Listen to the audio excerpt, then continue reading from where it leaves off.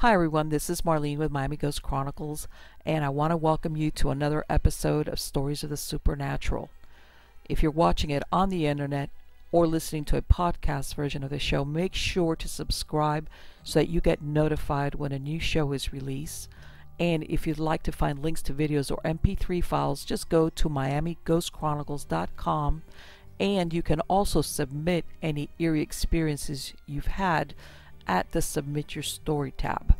Also, hook up with us on Facebook, Twitter, and Instagram, where you can find information not only about new shows, but also about monthly free merchandise giveaways. So get comfortable, enjoy this new episode, and just imagine it's a dark and stormy night where not a creature is stirring, not even a mouse. And if a creature is stirring, you hope it's a mouse. Hi everybody, this is Marlene with Miami Ghost Chronicles, Stories of the Supernatural. How is everybody doing today?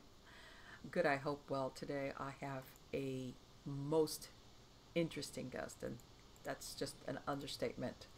Let me give you a brief introduction, and then we'll bring him on like I always do. But who I have with us tonight is Mr. John Eagan. Now, John was born in New York to a Catholic family. Now, later on, they moved to New Jersey.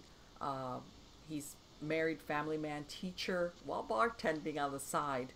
And while working in that bar, he interviewed hundreds of ladies while he was working on the basis for his 1993 how-to book titled How to Pick Up Beautiful Women in Nightclubs and Any Other Place, Secrets Every Man Should Know. We're going to ask him about that, paranormal or not. And he appeared on talk shows and everything. But, and of course, you know, part of I imagine that how-to book was, of course, looking for love in all the wrong places. And in the interim, which I'm sure he's going to explain to us, he, of course, came across a lot of people that obviously they had lost their way.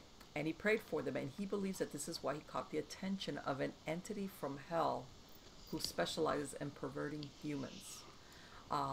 He thinks that, you know, like I think a lot of other people, that right now we're changing into something dangerous. And he's written a new book called Between Love and Hate, The Devil is Real. And of course, he's part of the book is he's going to describe the details of experiences that he had in his own home, poltergeist experiences that were witnessed not only by himself but his wife and his son, and how it culminated in the actual appearance of a demon surrounded by blue flames. This I cannot wait to hear this story. But let's start at the beginning, and let me bring John on. How are you doing today, John? Hi, Marlene. How are you today? Absolutely. It's an honor to be here. It's an honor to be here. No, on the contrary, it is totally my pleasure. And I'm going to ask you, even though, you know, in your bio, it kind of talks about how, you know, back in 93, maybe you weren't thinking of this, but prior to that, did you ever have any paranormal experiences in childhood or anything, or what happened? How did that come about? Well, yeah, actually, me, no. I never really had one. The only time I ever heard of an actual experience that I could believe was when, like, we have this blood disease that runs in my family, and my father had it, and he died early from a heart attack. Okay. And my brother was unlucky to get that. So he was having a heart attack, and he called 911. He went to the hospital. Little unbeknownst to me until I found out that night when I came to visit him. On the hospital bed, he had a full-blown heart attack, and he died there.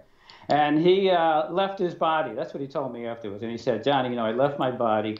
I saw the doctors and the nurses frantically trying to get me back to life again with the alarms going off and the defibrillators. And he said, I was watching all of this. And in the meantime, in one area of the hospital room, he said there was a very dark area there where he was, and demons came for him. Oh. And they started grabbing him and pulling him into that dark corner of the room. And finally, the doctors got him back to life, and he was able to enter his body. And he kept asking me, Johnny, why did demons come for me? And I said, I don't really have an explanation for that. But that was really the only other time, other than the one I had, that's something like this actually happened that I believed in. And now it's impacted me a lot, you know. But every time I hear of an encounter that a person has with a ghost or an angel or a demon, you know, I wonder about that person a little bit. You know, I'm a bit skeptical myself.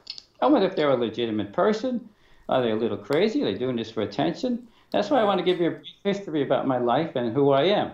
By this apparition I had, a small veil was lifted for a moment in time where I was able to peer into a dimension unseen by most people. I could actually see through a threshold into a paranormal realm. And we're all going to be faced with this dimension someday.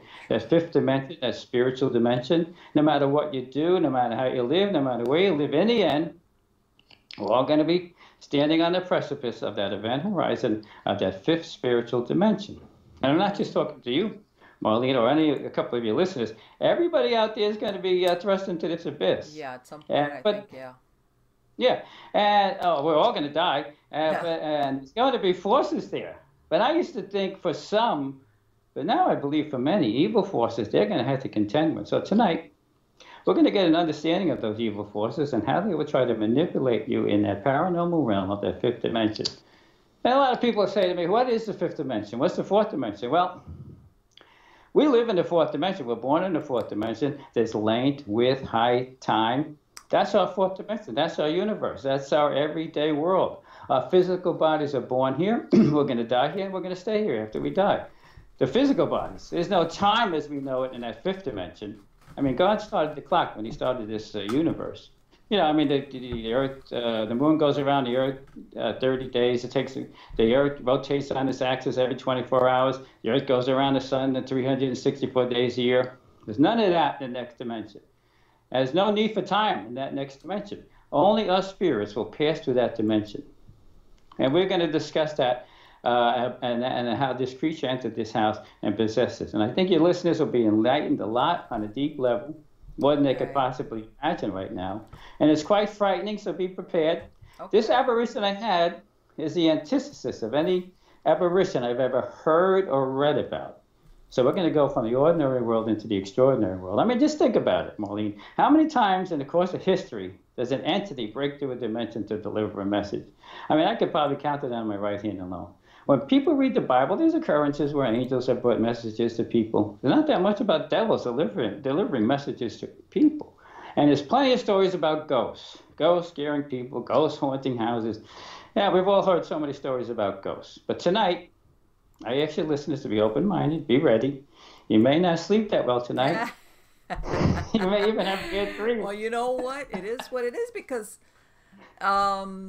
sometimes, and that's why I say, people when they go see these horror movies and everything and they get all really scared, but at the end of the day, you're thinking, okay, the movie's over. I'm going to go home and it's all make-believe.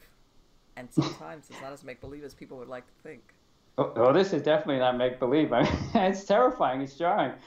This is the only book ever written that will take you as close as humanly possible right into the devil's realm. It's a little frightening, that I can guarantee. And Molly, I'm not a crazy person. I'm not looking for attention. I was given a few talents in my life that got me a lot of attention. Like I'm a best-selling author. I hope we have time to talk about that. Yes, absolutely. Yeah, I'm an artist whose work has been seen throughout the world. And hopefully we'll have time to talk about that. I only bring up that fact that I'm an artist because I have the ability to draw and paint and sculpt exactly what I see, right down to every detail. Okay. So to have a visual of this malevolent apparition, what it looked like, and it appeared to me in my house, you can go to John-Eagan, EAGAN.com. Okay. John-Eagan, EAGAN.com, and see the cover of the book. That's exactly what I was confronted with. And it helps to have a visual. We're going to talk about that in just a few minutes, So I just want to give you a fast history about who I am, where I come from. I was born in Brooklyn, like you said. I went to an all-male parochial school, a school where Franciscan brothers were in charge. Every single thing was regimented. Before school, we played in a fenced-in schoolyard where the Franciscan brother would blow the whistle. Everybody had to stop cold. If you were playing basketball, the ball would just keep bouncing. That's the only thing you could hear. And if you moved to try to grab the basketball, and the Franciscan brother saw you, he's going to beat you. And if your mom finds out when you get home, your mama's going to beat you. So you couldn't win. You just got online. You marched into school like good soldiers. I don't know how my parents did it back then, Marlene. I mean, there were 6 of us kids. We all went to parochial school. They didn't have any money. My dad was a truck driver. Mm-hmm. Yeah, but you know what? I'll be honest with you. Back then, a lot of the parochial schools, they were more affordable because I think back then also they were more interested in religious instruction for, their parish. Yeah. But nowadays, no, it is. But still, it was you could. I'm sure they had the choice of sending you to public school, right? I'm sure they did, but that wasn't the agenda for them back then, you Right, know. And exactly. then, yeah, and the things were different. I mean, what are you going to do? I used to cut out pieces of cardboard and put them in where the holes in my shoes were. You know, that's how things were Mm-hmm. back then. And you just accepted it. The only one Right. that didn't, like one of my sisters, she hated being poor. She used to run away all the time as a little girl, and I joke, I joke at her kids. I joke with her kids today about it, and I tell them, you know, your mom used to run away so much back in the day that at night we didn't go up there to read her a bedtime story. We used to read her the bus schedule, so she know where to, so she know where she was going. But then your parents stayed together. You knew that the whole community would go to church on Sunday. That's where you Sure. learn how to act like a moral human being. That's where you got your foundation. It basically stuck with you Mm-hmm. your whole life. You know, the Yes. churches were full back then. I Oh mean, you yeah. had to get there early just to get a seat. I mean, they even made baby rooms in the back of the church. That's where a mother could go if the baby was crying. And it's like a soundproof room. It had a glass window on the front, and they wouldn't disturb anybody, you know. But now, according to studies today, 70% of the people from my religion have dropped out of all of that today, Let me tell you, going to church. I went to Catholic school for 12 years, and I tell everybody when I was going, that we used to have beanies as girls, and you would sweat bullets if you forgot your beanie because you had to go into church with your head covered if Yeah, you're a that's girl. right. Yes, Absolutely. I went yes. I to, know one what side that's was all like. boys. Yeah, that's amazing. One side was all boys and the other side was all girls. That's where my sisters went, you know. But today, everybody, they lost their fervor. You know, the lines between good and evil are blurred today. But you have to be vigilant about counterfeit teachings. I mean, these creatures, these demons, are constantly building a trapdoor of deceit designed for us to fall. They don't want us in churches and synagogues, and we're not going there anymore today. I mean, just to give an example how cunning people can be, because we're going to discuss how intelligent and cunning this creature was that came here. I had two nephews. They were brought up in their religion. They had got college degrees. They went to work in the city of New York. They met Mm-hmm. clever people who persuaded them that God doesn't exist. They're so cunning to convince two educated men Right. to lose their faith in God, you know? And it's such a shame. And I have other family members, nephews and nieces, who are now heroin addicts. I mean, Oh my cunning God. people have come into their life and persuaded them that heroin was a good thing to do. And now their life is like destroyed. They're in and out of rehab. Yes. You know, they're addicts, and they're basically their young life has been destroyed. And every day is a fight for them. So, Mm-hmm. I mean, I also have extended family members who lost their compassion for people. That like my wife goes around to some of the hospitals around here and some of the homes where these poor people are, like with terrible MS. And she brings them clothes and some feeds them some food. And sometimes she gets them to come over here. So, you know, had to come here in a wheelchair, so they had to get the transportation that they have there. And Okay. we try to make a day for them, you know. And one of my extended relatives was listening and said, those people are better off dead. And I was thinking, who came? What clever person has come and taken her compassion for people away? But there's No. people who can do that. So I want you just to remember that. So when we start to talk about this malevolent apparition that came into this house, who was so much more intelligent, what it could do to us in that next dimension, that's what we're going to talk about tonight, and what it did while it was here. But anyway, Okay. it was a different world back then. All us kids played outside, rain or shine, winter or summer. We played stickball in the middle of, you know. Times have changed so much. I did a study 20 years ago, and they asked people, how many intimate friends do you have that you can go to with your problems and you can feel secure with? And the answer was three. And they did that same study today, just 20 years later. There's Facebook, Snapchat, LinkedIn, so many different apps. People have hundreds of friends, we would think. And when they did their study today about how many intimate friends they have, it's down to 1.5 now. And I I mean, believe it. The trust factor is gone.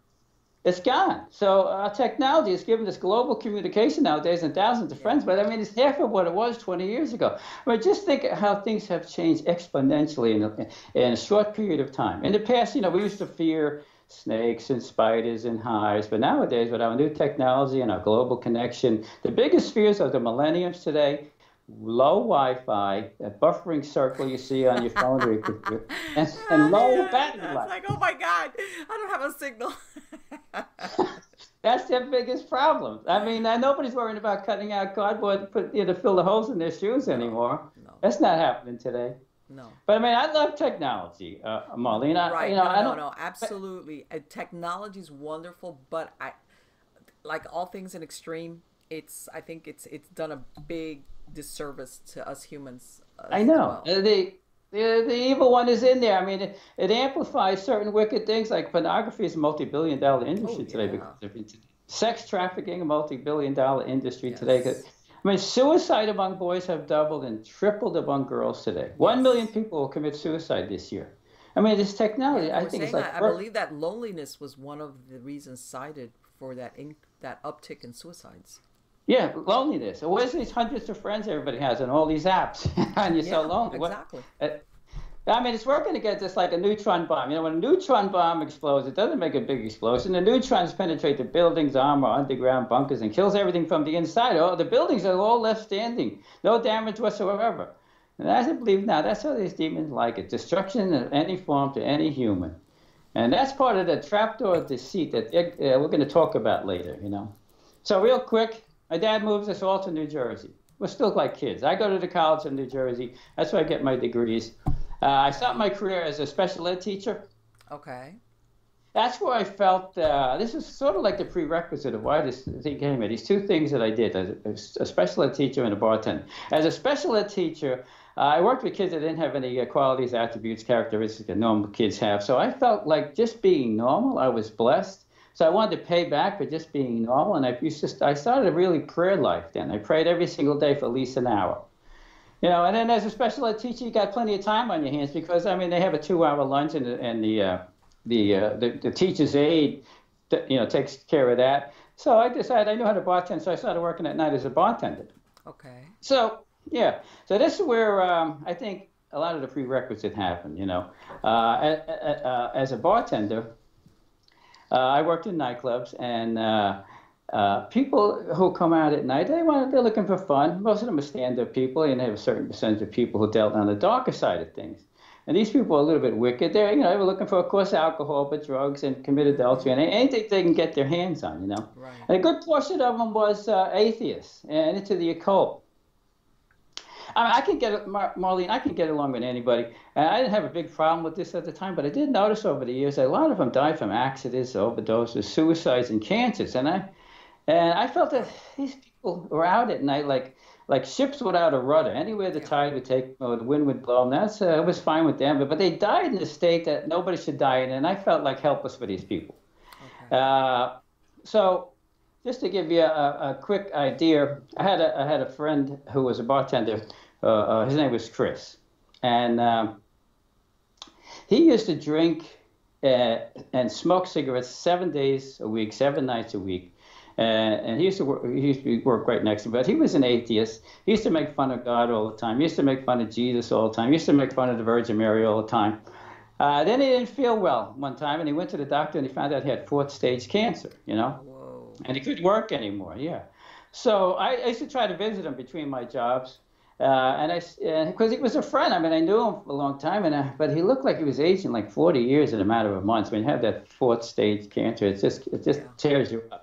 And he died within a few months. And when I used to visit him, I used to try to talk about God, but he was so even more bitter about his diagnosis. So he died in such a terrible state, like a lost soul.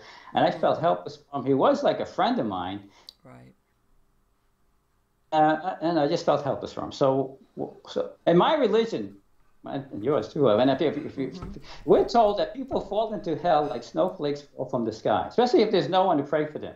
So I started praying for these people that I knew who died, these lost souls I felt, and other friends that I had who died in these terrible states. And I used to ask God, don't send these souls to hell until I finish praying for them. No matter how long you give me on this planet, no matter how many grains of sand I got left in that hourglass. And I believe today that's the prerequisite of why this demon creature was compelled to possess this house. And we're going to build that mosaic for you piece by piece, right down to every detail. But before it gets too intense, I just Well, want you to tell know you. what? It's not the first time, John, that I've heard that do-gooders. When I mean do-gooders, I don't mean that in a disparaging way. On the contrary, somebody like you're getting in the way of maybe what was planned with those souls. Is what I'm Oh, saying. yes, absolutely. And we're going to make that clear, especially when we're going to go through this apparition I had. But real quick, like you brought up the fact that I wrote a book, but the thing was I worked at night. I mean, I saw a problem, and the problem was that most men couldn't communicate with women, you know. So and every time a girl would come into the bar, all the guys would say, "Who is she? Should I buy her a drink?" So I ask her, "Is she waiting for a boyfriend?" They would say, "Go talk to her for me." Like I had to break the ice with these guys. So, You were the middleman. yes, I was like, yeah. So and I realized these guys don't know how to communicate. A lot of times the guys would get up on their own, they'd go over and talk to the girl, and they would get shot down, and the girl would say to me, "Who's that creep?" or something even worse than that. And I would think to myself, I was just talking to you, and you sounded like okay, but all of a sudden, 2 seconds later, 2 minutes later, you're a creep now. So what did you say to her? You know, yeah, she's a lesbian, they would tell me. I was like, no, she's not. She's not a lesbian because she won't talk to you. Yeah, right. So what I did, Marlene, was I started to interview women that came into the bars. I made a survey of the proper protocol, how to approach a woman, how to look, how to act, how to behave. What's turning you on when we're talking to you? What's turning you off when we're talking to you? How do you ask for that date? How do we look? How do you want us to smell? Everything, right down to every detail. And I wound up interviewing 2,000 women from the clubs that I worked in, from the malls, from the street, from the women's gyms. And I wrote this book. It's a 300-page book. It was all based on what women told me. And I did a lot of TV shows and stuff, and Men's Fitness Magazine, which is a respected national publication, called me and said, we saw you doing the show. We want to test your book, and we're going to test some other books on the market to make these claims to see if this is for real or not. So I said, no problem. So I sent them the book. They send the guys out. They said, just do exactly what the book says. Don't do anything you think is right. So they write the article, Marlene.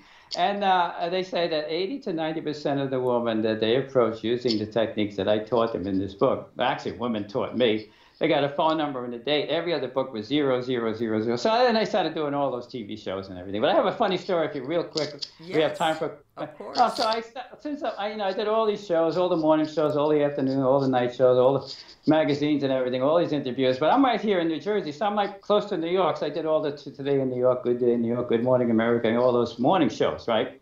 And if you're pretty good, they ask you to come back a few times. So I was there a lot. But this was like 20 years ago. So, but I don't know if you know a rapper named Chris Brown. He was going out with women, Rihanna back then. So he was just starting out too. So when you go into the city, you go into NBC or CBS, into their studio, you go through the security, you go upstairs to what they call the green room. That's where you have the coffee and the bagels, and you wait to be interviewed. And the producer comes in and says, okay, in about 5 minutes we're going to, So you're in there with a lot of celebrities, upcoming celebrities too, And Chris Brown was one of them. And Chris Brown, I used to see him once in a while. And I remember he didn't want anybody to interview him about the alleged he beat up Rihanna. I don't know if you remember that. Yes, I remember. Yes.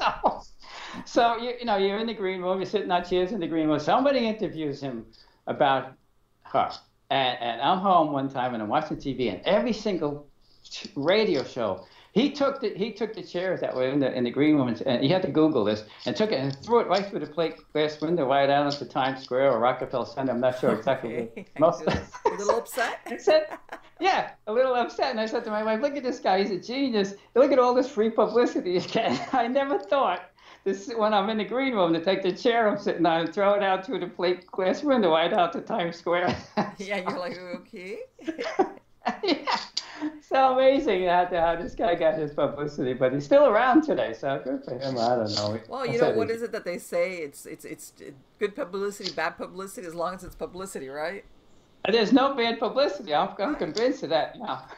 Yeah, it's like, unfortunately, a lot of stars buy into that. Like, hey, there's nothing worse than being forgotten. That's right. There's nothing worse than being forgotten. That is true.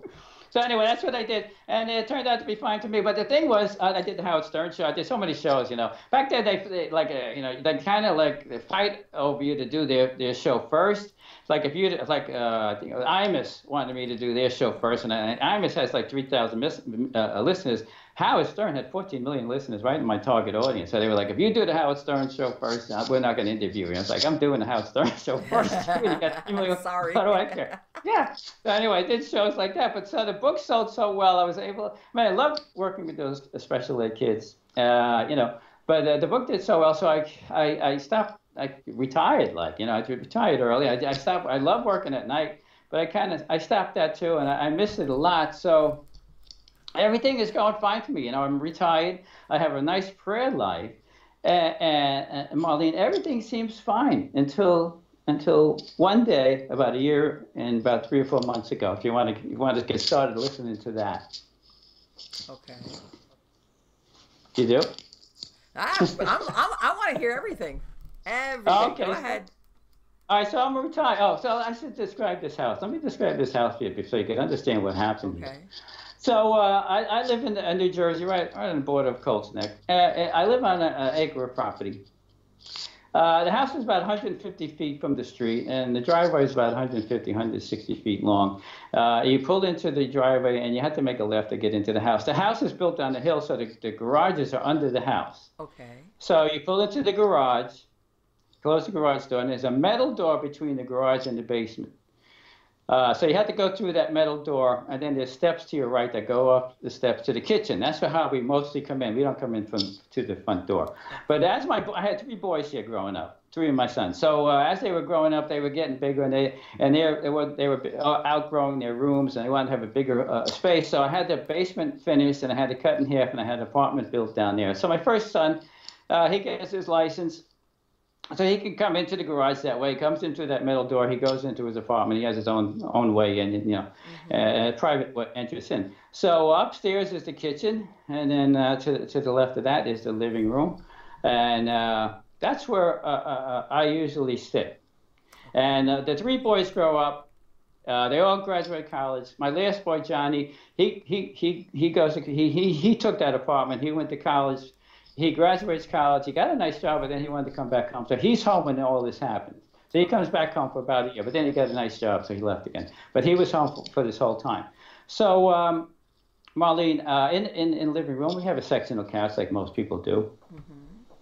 And I'm sitting on the couch, and every day around noontime, I do my noon prayers. So I have this time for myself. And I do like to meditate and pray. So that's where I meditate and pray in the afternoon. So I'm there and I'm meditating and praying there.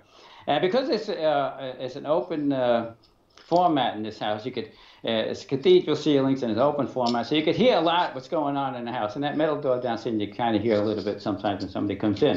So this one day, beginning of the summer last year, I hear that metal door slam like it's never slammed before.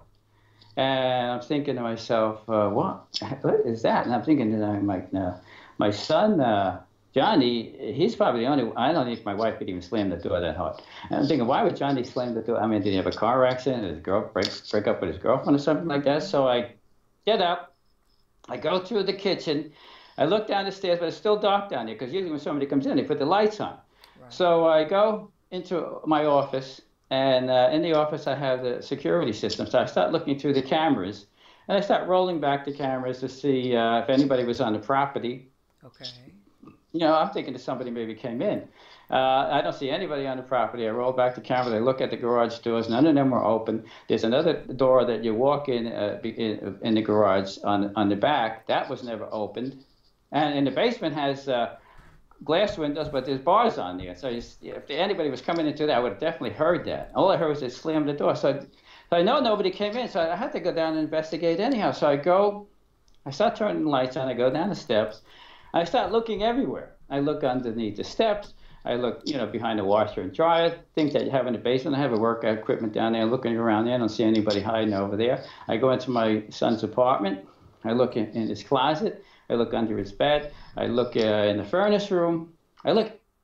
And I imagine as you're going through there, you must be really thinking, I know I didn't imagine that. Oh, I know. But the first thing that I felt when I went down the steps was I felt something hard to describe. I felt something sinister, ominous, menacing.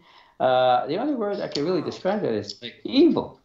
In this, suspicious, threatening feeling. Something you can't describe. I just felt an evil presence. I never had that in this house before.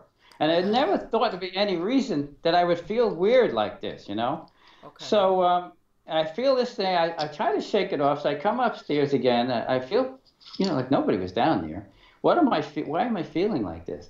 So I come back up. I make a cup of coffee. Then I sit down. But then now I hear, Marlene, somebody crushing those steps, like something crushing those steps. Like I know when my wife walks, it's only 120 pounds. She can't, my son's about 170 pounds, but this thing felt like it was like a 300 or 400 pound thing crushing those steps very slowly, walking And up these the are the steps. steps leading up to where you were at? Is that what you're saying? Yeah, the basement. Yeah, from the basement up to the kitchen. Oh, okay, okay, okay. So you're like, okay, now it's coming up here? Yeah, now it's and I'm still thinking because I'm a guy. I'm not thinking. You know, like I'm not even thinking. I don't know what to think. So I get up again off the counter. And what is this now? And I go and I look, and there's nobody on the steps. But that was the weird part. So I just forget about it. You know, so I'm not going to be frightened about this. And so then now, like about an hour or so, my wife comes home. So she comes in the same way. She comes into the basement, and I hear her yelling my name down there. And I go over and what? She goes, "What's wrong down here?" And I go, "Nothing." She goes, "Why am I have this feeling of something evil is down here?" And I was like, "Oh boy." Now I'm not sure what's going on, you know. So I don't want to tell her about my suspicions because I don't want to frighten her. Sure. You know, so I go back and we go back upstairs, and then she gets settled down and stuff, and then she makes a cup of coffee and she sits next to me. So what? So Molly, what I thought was nefarious behavior was actually this malevolent apparition using its methodology on me.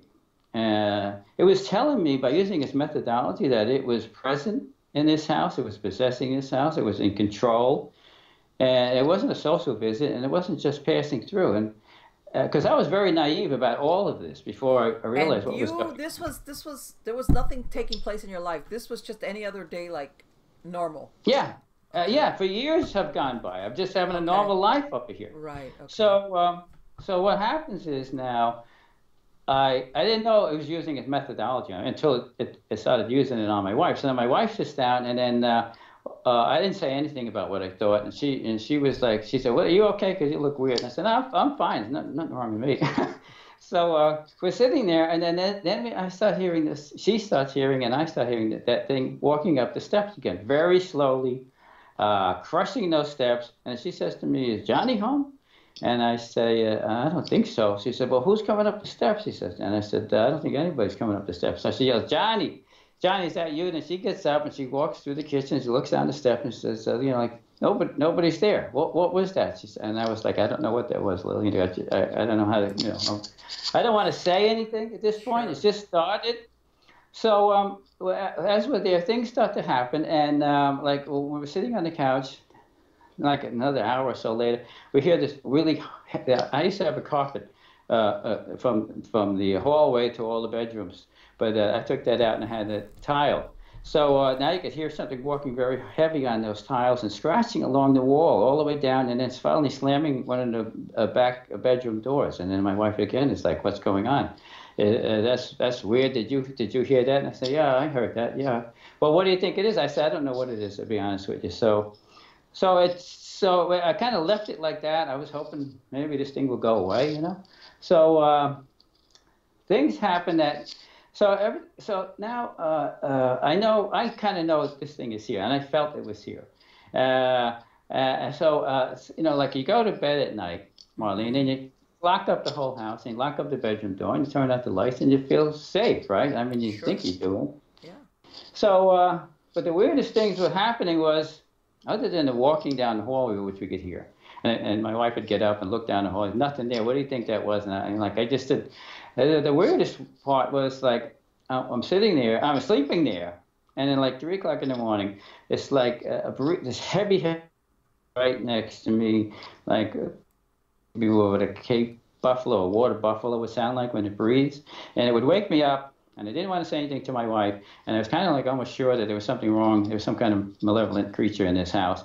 But then it started, like I said, using its methodology on both me and my wife because he was breathing heavier, so it would wake her up. So she would wake up in the middle of the night, and she would say, "What is that?" How soon did you have that experience?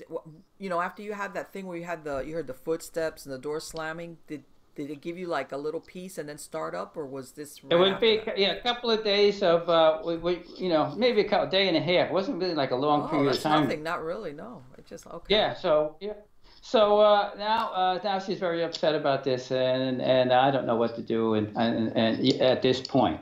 So it's the summertime. So we have a beach house. It's about 2 hours away down Long Beach Island. On the weekend, that's where we go down there. and my extended family comes down. We relax for the weekend and stuff. So we've been doing that in the weekend. But this one weekend, sometimes Johnny, who lives here with me, my son, he comes down sometimes with his girlfriend. But this time he doesn't. He's home for the weekend. So he calls down to the beach house and he gets my wife. He says to Lillian, "Are you and Dad down at the beach house?" She goes, "Yeah." So who's in this house? He says to her. And now I'm realizing that this creature is using his methodology on Johnny now. He goes, "When I'm downstairs," he says, "I hear something really heavy walking around upstairs. And when I go up, and I think it's Dad or something, slamming doors, and I think maybe Dad's upset about something, because I never do that. But I mean, he goes up to investigate, nobody's up here, and he says, but when I'm up here, I hear it downstairs." He goes, "I hear it slamming my apartment door, and he has glass mirrored doors for his closet. He hears that rolling back and forth and smashing back and forth and back and forth." And my wife says to me, "Your father's going to have to talk to you when we get home," because I didn't want to scare him either. He's a man, he's a grown man, he's 26 years old. But I didn't see any point to. So I never told him. But when I came home, I had to talk to him about it. He was like, whatever. He didn't know what to say. And my wife says to me, "I think you're going to have to go over to the church and find a priest and do an exorcism on this house, because there's something in here. And we all know it now, and we got to get this creature out." And I was thinking to myself, well, go over to the church. I mean, we're parishioners of this church for over 20 years. We know the priest. Every spring we have like a garden party here. The priests come, the parishioners come. We have dinners here. The priests come for dinners. My wife has a faith group here. Now I'm going to go over there and start. They think us as a normal right. family. You're thinking, I know. How do I explain this? Because yeah, it's impossible. So I've said to her, look, I don't think I could do that. I'm going to be known as the devil boy or something. By the time the parishioners start talking, I'll be the devil boy when I walk into that church. So I said, no, I don't know what I'm going to do. Maybe this thing will go away. I was always hoping it would just go away, So So she's too upset. She said, and then the next time we had that breathing in at night in the bedroom, she said, "I'm going to go live into the beach house until you straighten this out." And I was like, "Okay, listen, I'll try to find a priest that does. I was really going to do this. I was really going to have it, but I'm not going to go to our church. I'll find somebody from another church that doesn't know us, and maybe we'll do that. But I think that this creature." I'm going to explain what this creature is, and a lot of it's unfathomable, but I mean, it can't be explained fully, but you're going to understand this creature and what these creatures are like, just from my experience. So it must have realized that was what my plans were, and that was what our plans were, to get this house exercised, Okay. So that's when this actual apparition happened. Now, you don't go on a break or anything, do you, Marlene? You just continue? No, don't worry about it. Yeah, go ahead. Okay. So, Marlene, I never invited this creature here. I never had a seance. I never had a Ouija board. I never used tarot cards. Right. All those typical things that always think like, yay, you did that, so you invited it or whatever. Yeah, I see what you mean. And I don't tell people ever do that. I don't suggest anybody does that, because, I mean, once you do that, you allow this creature to do you harm, I believe. You're permitting him to do its worst here, You're giving permission. Yeah, that's what you're and the only other thing, because I did some studying on this after I had this episode, the only other way it could happen is somebody put a curse on somebody else or put a curse on me. That's one way that these things can get in. But everybody I know I liked. I mean, exactly. Do something. So the same thing. Now I'm sitting on that section of the sofa that I have in the living room, and I say my prayers there and I meditate there, and because I'm a Catholic, I pray on the rosary. Okay. This will be so I say my rosaries, and I have a glass table to my right and a lamp on it, like most people probably do. And when I finish my rosaries, and I put my rosaries on that glass table, and suddenly to my right, between the glass table and the living room wall, the air starts to ripple. Just like if you threw a rock through water and you see that ripple. Right. So it's to my right, so I think something wrong with my eyes. I mean, my eyes are fine. I don't need glasses, but maybe sometime for reading I could use them, but I don't normally use them. So I squint my eyes for a while, and I think there's something wrong with my eyes, but it was nothing, and I tried to clear them by the eyes wasn't a problem. So the whole area of the living room, from that glass table to the wall, starts rippling, and the rippling turns into like a raging blue fire, like an inferno. Wow. Yeah, blue. That's the weirdest thing. I mean, I've never heard of anything like this before.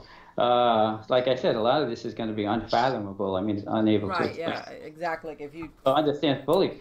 Yeah, but as an artist, I was able to memorize every aspect of this creature. So I knew if I was going to live through this, that I was going to draw it, because that's what I do. You know what I mean? And like I said, if you go to John-Eagan, Eagan.com, you can see the cover of the book.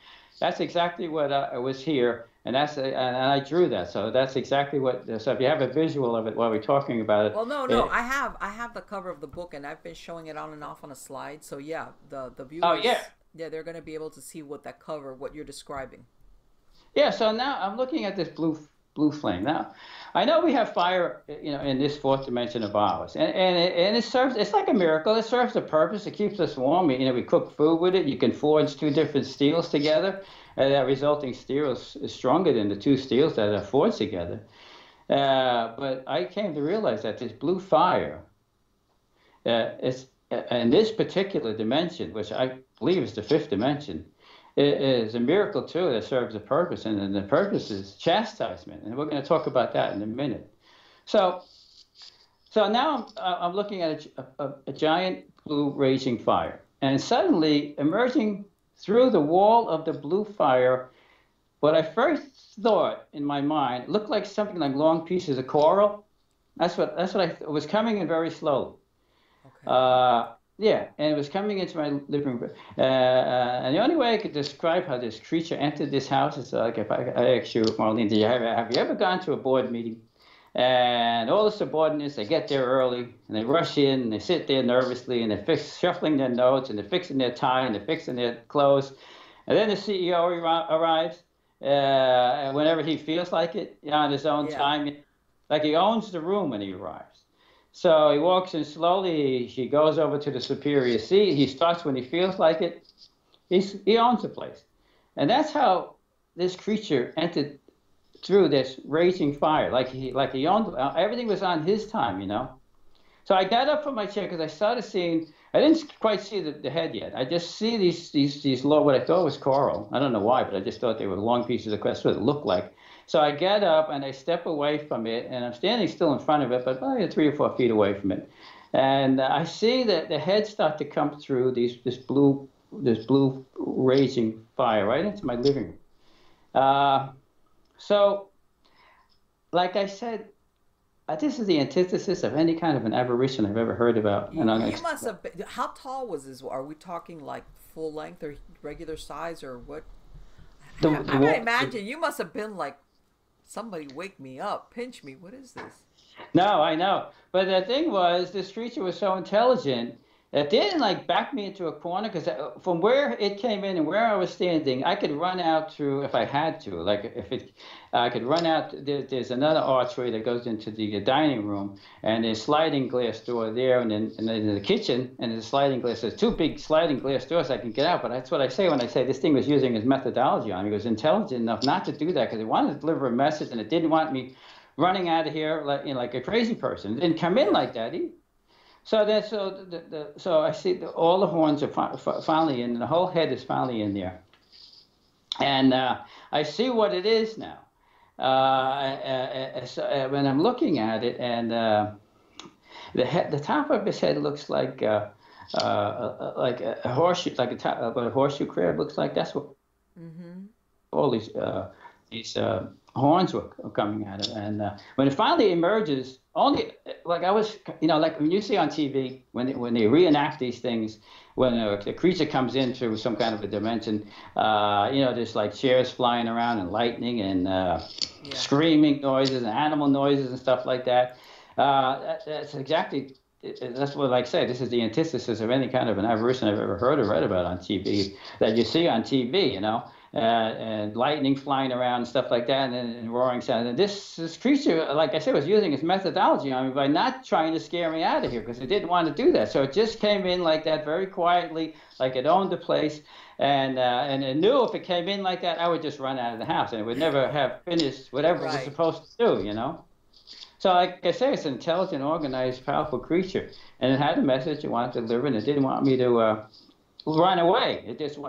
So when I was struck by the fact that it looked like whatever hierarchy demon you might, like whatever chain of command you might think that exists in hell, because of all these horns coming to the top of his head, and it was engulfed in this. So you would think like this thing was some kind of a powerful you know, demon from the underworld. Right. And I did studies on this afterwards, and I'll try to explain it. There are rankings. I mean, there are hierarchy in another world, and according to people and priests who do exorcism, the spiritual practice of evicting demons, there are many times there are people who are possessed by many demons all at the same time, and the exorcist who expels them, they have to expel the lower ranking demons first, long before the higher ranking demons will leave. And they claim that sometimes it takes months and months of exorcism on a person to finally get that hierarchy demon to get out of them. So there is some kind of hierarchy level in hell, you know what I'm saying? Right, yeah, just like the angelic realms, that they have a hierarchy. Yes, I know what you yeah, exactly what I mean. So at this point, only his head emerged. So, and I said, like, it looked like a horseshoe crab.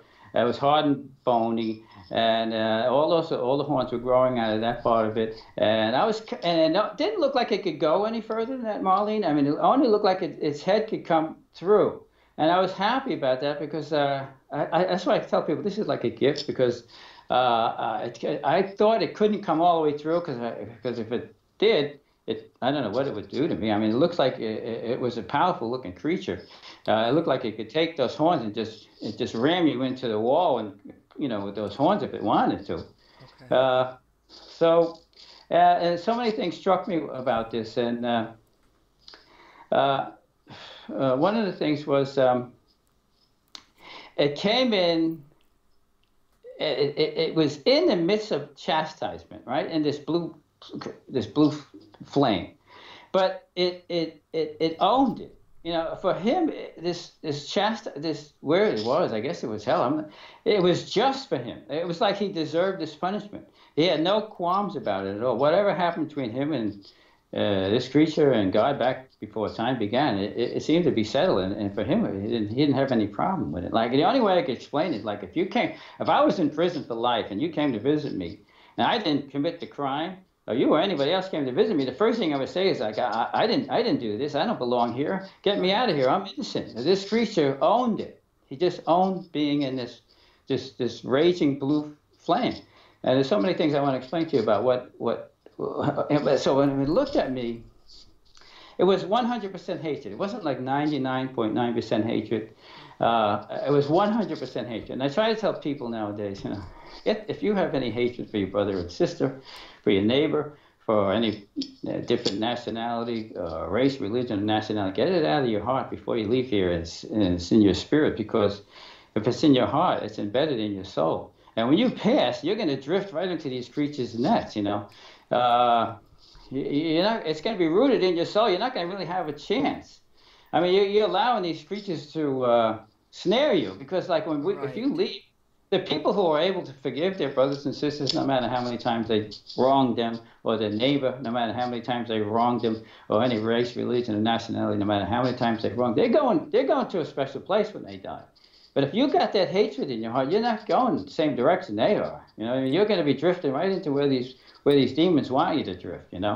You already set the path for your direction, and they know how to manipulate you when you get there. Believe me.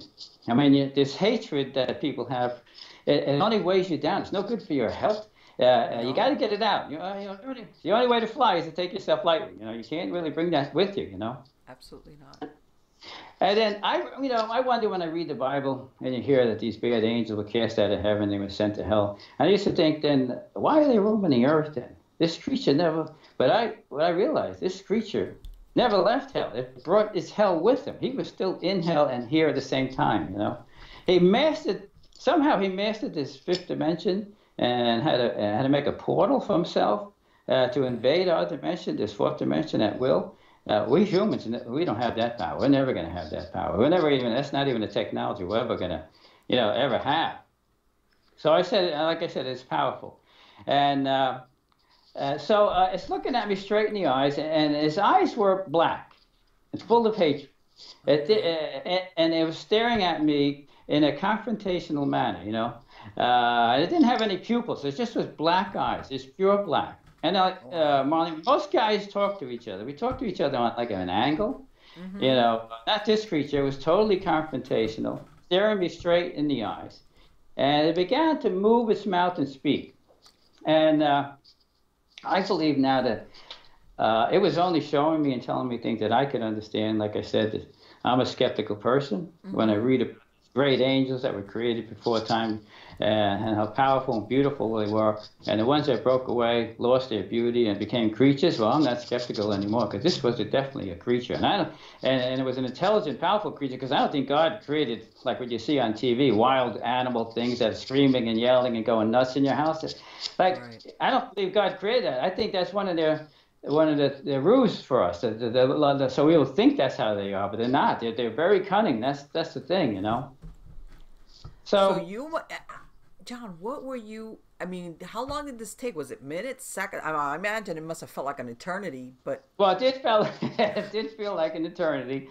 The good thing for me was it was intelligent enough not to corner me. It was, like I said, it didn't come in like a crazy creature to scare me out of the house. It did want to tell me a few things, you know. So it was for whatever time it took. Well, I'll explain exactly what it did step by step, and whatever time it took for it to do that, it was the time it took. So I'm looking at it.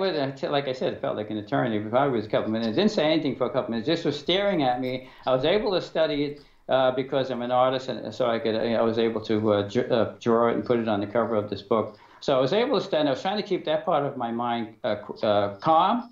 You know, that part of my mind, that art part of my mind, where I could, like, if I was going to draw a picture of you, I could just sit there looking at you and study you, and I can go home and draw you, you know.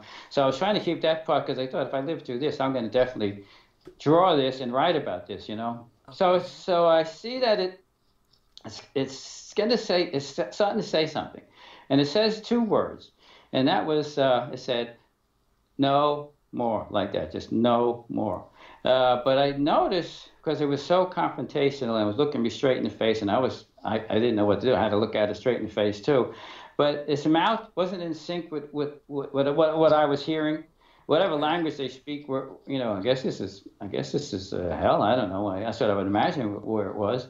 They don't speak English there, I guess, but it knew how to, for me to understand what it was saying. Because, you know, you usually look at somebody's mouth when they say, you know, and then, but I wasn't, and I was thinking to myself, no more, what does that mean? You know, no more prayers? I'm thinking no more praying to save souls. I didn't ask him. So I just knew that he said no more, and I was like, okay, all right, no more, you know. So I'm still trying to study this creature.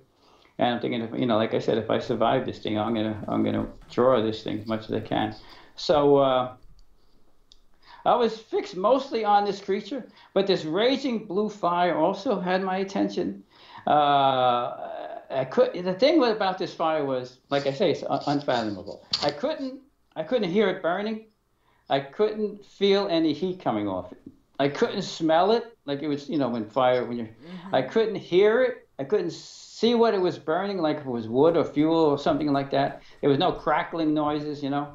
I couldn't hear wood or something burn or whatever fuel might be burning it.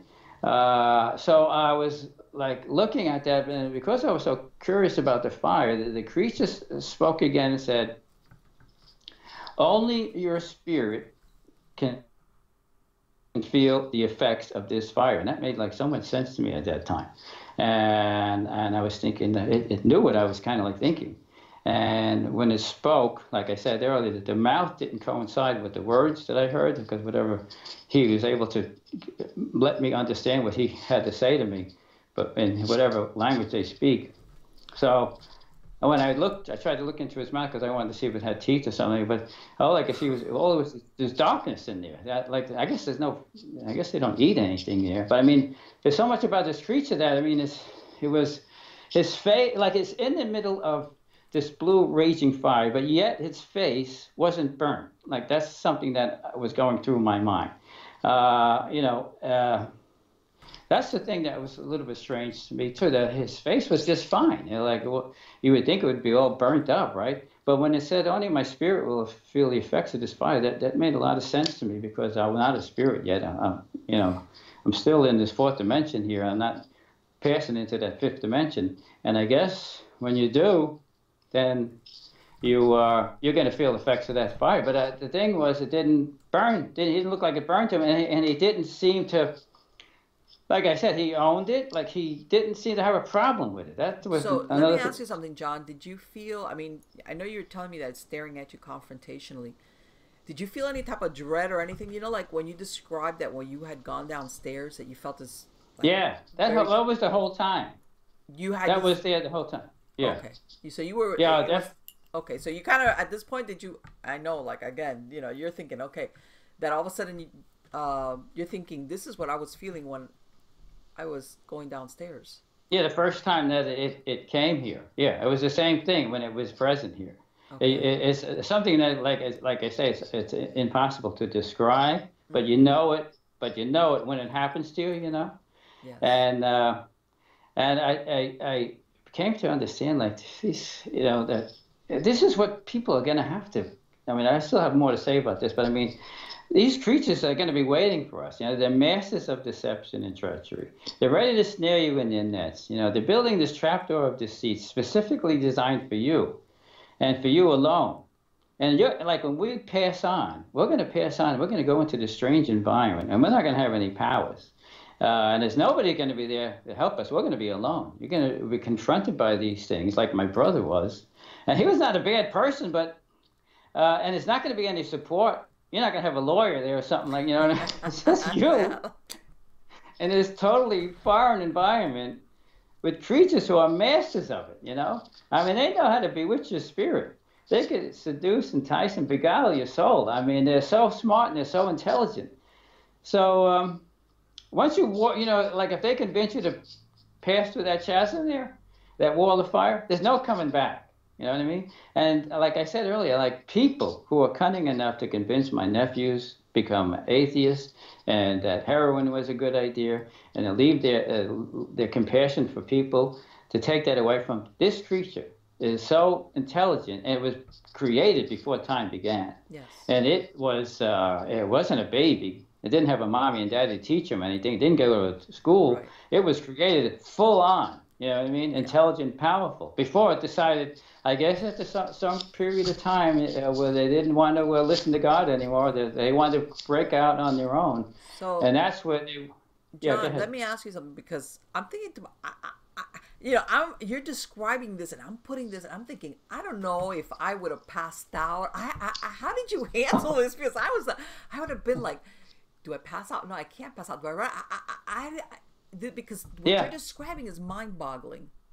I know, it didn't freeze up, but that's what I'm saying. This creature was so intelligent that it knew exactly what to do. In this case, to try to tell me a couple of things that I still have another thing to tell me that I want to get into. But I mean, it knew what to do. Like, it didn't back me into a corner. It knew I could get, like, if I had to, I could just run out the other way. Right, you know what I mean? I wasn't backed into a corner like in a room where there's no doors. It was a giant archway.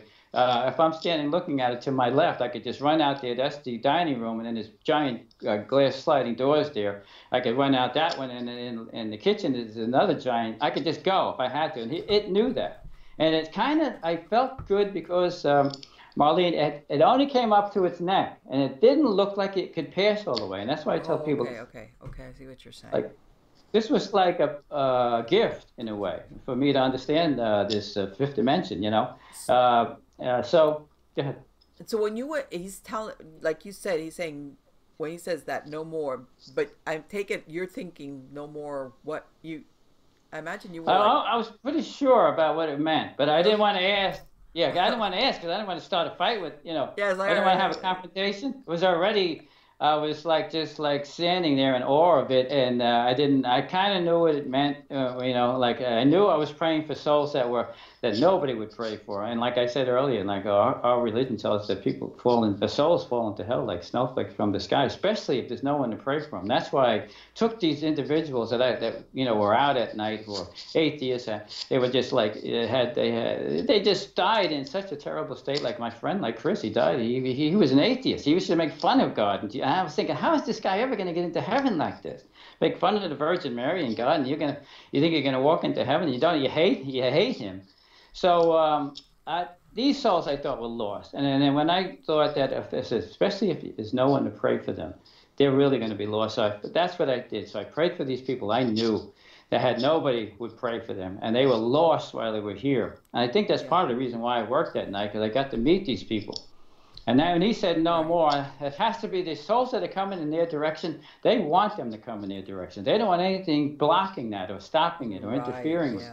Yes. So it's for them, it's like every soul that comes here is like, well, we're taught that they kind of like, hurt God, but, more souls that go to hell than that's what they seem like they want to do. I'm a little skeptical about a lot of things too, but now I'm not skeptical at all about that. I really believe that.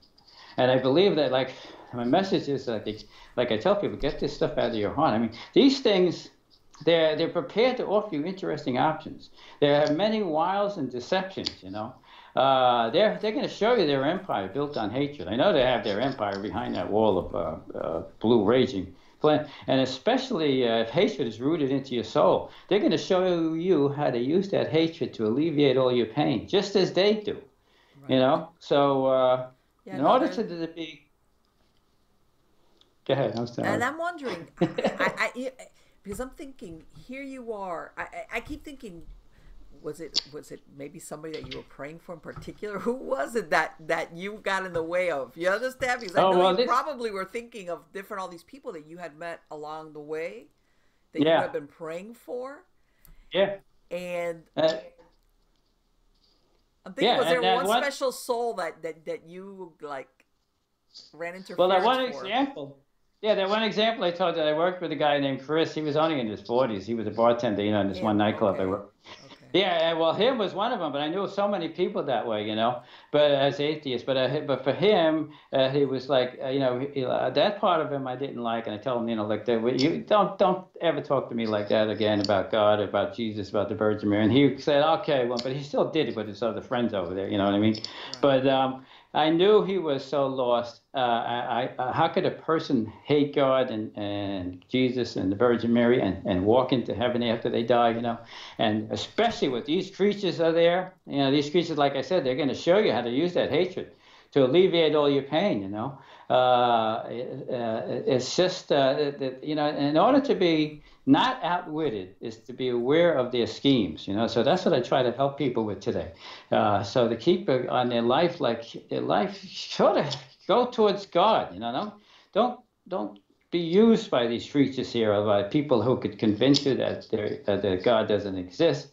Don't be used by these people. These are kind of like pawns for these demons here. And these creatures are so powerful. So it used every word it said.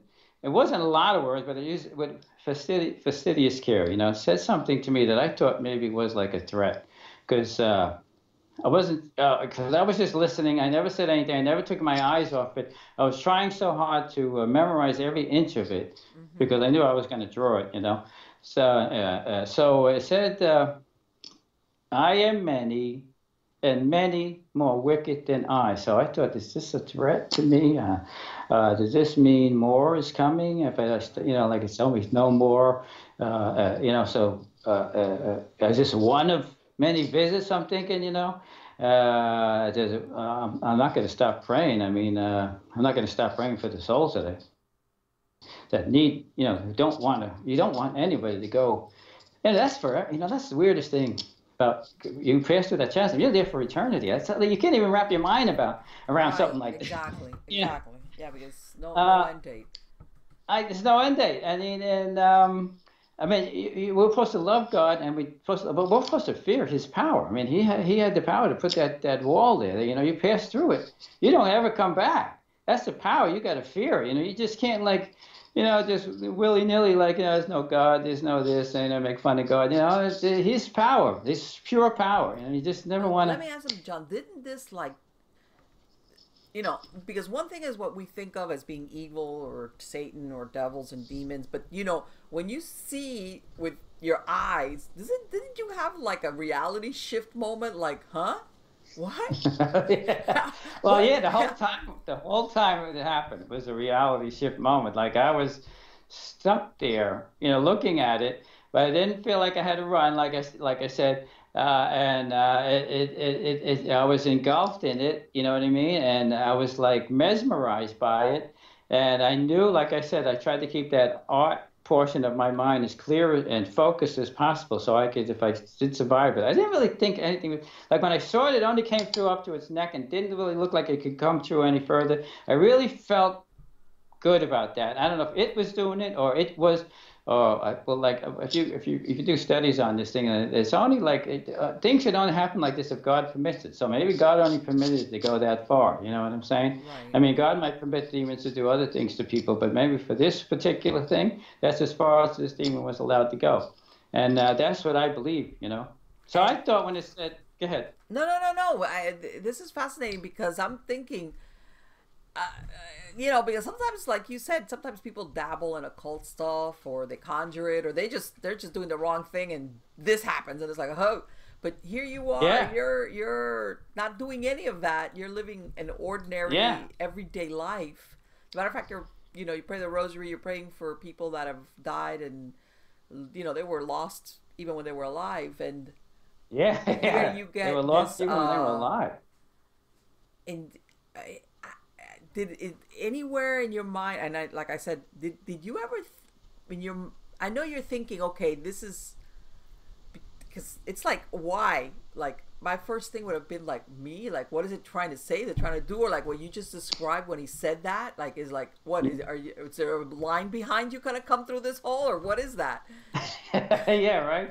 No, actually, no. I did try to, occasionally. I mean, I was trying to look between those flames a little bit, but there was nothing. I couldn't really see anything that was going on back there. But I know that was probably where its empire exists. I mean, because he didn't look burnt up. So what do you He think he didn't was look trying to do? screaming Just scare you, like scare you off, like have you shut down and say, Well, he wanted me to stop praying for these souls. I know that much. He didn't want anybody to block these souls from coming in. And especially now is probably the time where a lot of souls are probably falling in his direction, and they're probably just rounding them up, like when it told me that I am many and more wicked than I thought, like, okay, so does this mean that this is only the first of many visits? I know kind of like if I don't stop praying for souls, you get a more wicked, more hierarchy one that's going to come, and it could do more things, But I knew that he wasn't able to do anything. I thought for sure he wasn't able to do anything other than just give me these threats, So I didn't know what it meant by that for sure. So I didn't ask because I didn't want to know. But the one thing another thing that struck me was, like. I always thought, I feel like me, you think, like, where is heaven? Okay, and where is hell? Is it out there past the heavens? Is that where heaven is, way up there somewhere? Is hell in another world somewhere underneath or something like that? Is it past the universe? But after this creature appeared here with its hell, I realized that hell is just one step away. Like, it's right there. It's not far, far away. All you have to take is one small step and you could be right in there, So it's like, that was very striking to me. Right, yeah. That you're talking, interdimensionally. Right. We always think of things as in linear and spatial, like in distance. So you think of it like far away, but I understand exactly what you mean. Yeah, I always felt like it was so far away. I don't have to worry about this. But now I know it could be right there. Like when you die, you're going to be either, if you did the right thing, you're going to drift to a direction you're go towards God if you loved him and you kept his commandments and you stayed the best you can. It's not like you can't ever God understands that we're sinners. He doesn't mind that, especially if you ask for forgiveness and he gives you. That's what we're supposed to do here. You're supposed to ask for forgiveness and you get and he has mercy on us, and that's what. So let me But ask I mean, you, if what does he do? Just keep staring, trying to stare you down? Did he plop back out? Did he disappear? Or did he say anything? Oh, he stayed like a statue almost staring at me, the whole time. He never really. Oh, but then I want to tell you what it did before it left. So the whole time it just stood there with his black eye. It didn't have pupils. It just was black. And I guess that's how they see it in hell, I imagine. So that's how it was staring at me. It never made any kind of facial expressions. It was like I could see in his eyes and face it was 100% hatred. Not even, like I said, 99.9. It was 100%. So so I'm just staring there, and never like I said, it was like it owned the place. It was doing everything on his time. You know what I mean? That it was going to stay there for as long as he was going to stay there and deliver his message. So, like I said, I said my rosary, and I put my rosaries on the table. So to him, it's to his left because he's looking in that direction. So he looks down. The only time he took his eyes off me was to look down at my rosaries. So he looks down at my rosaries I placed on the table. Then he looks slowly back to me again. And then suddenly his face and his cheeks start to blow up, and I'm wondering now what. And then he looked down at my rosaries and he spit a saliva right onto my rosaries. Oh my.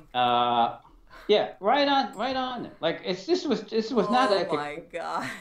Oh. Yeah, that was one of the things that was really weird to me. And it wasn't like this whole apparition I had was not like a ghostly transparency. It was a solid 3-dimensional. So when I saw that saliva spit out of his mouth, it came right out of his mouth, right onto my rosary there.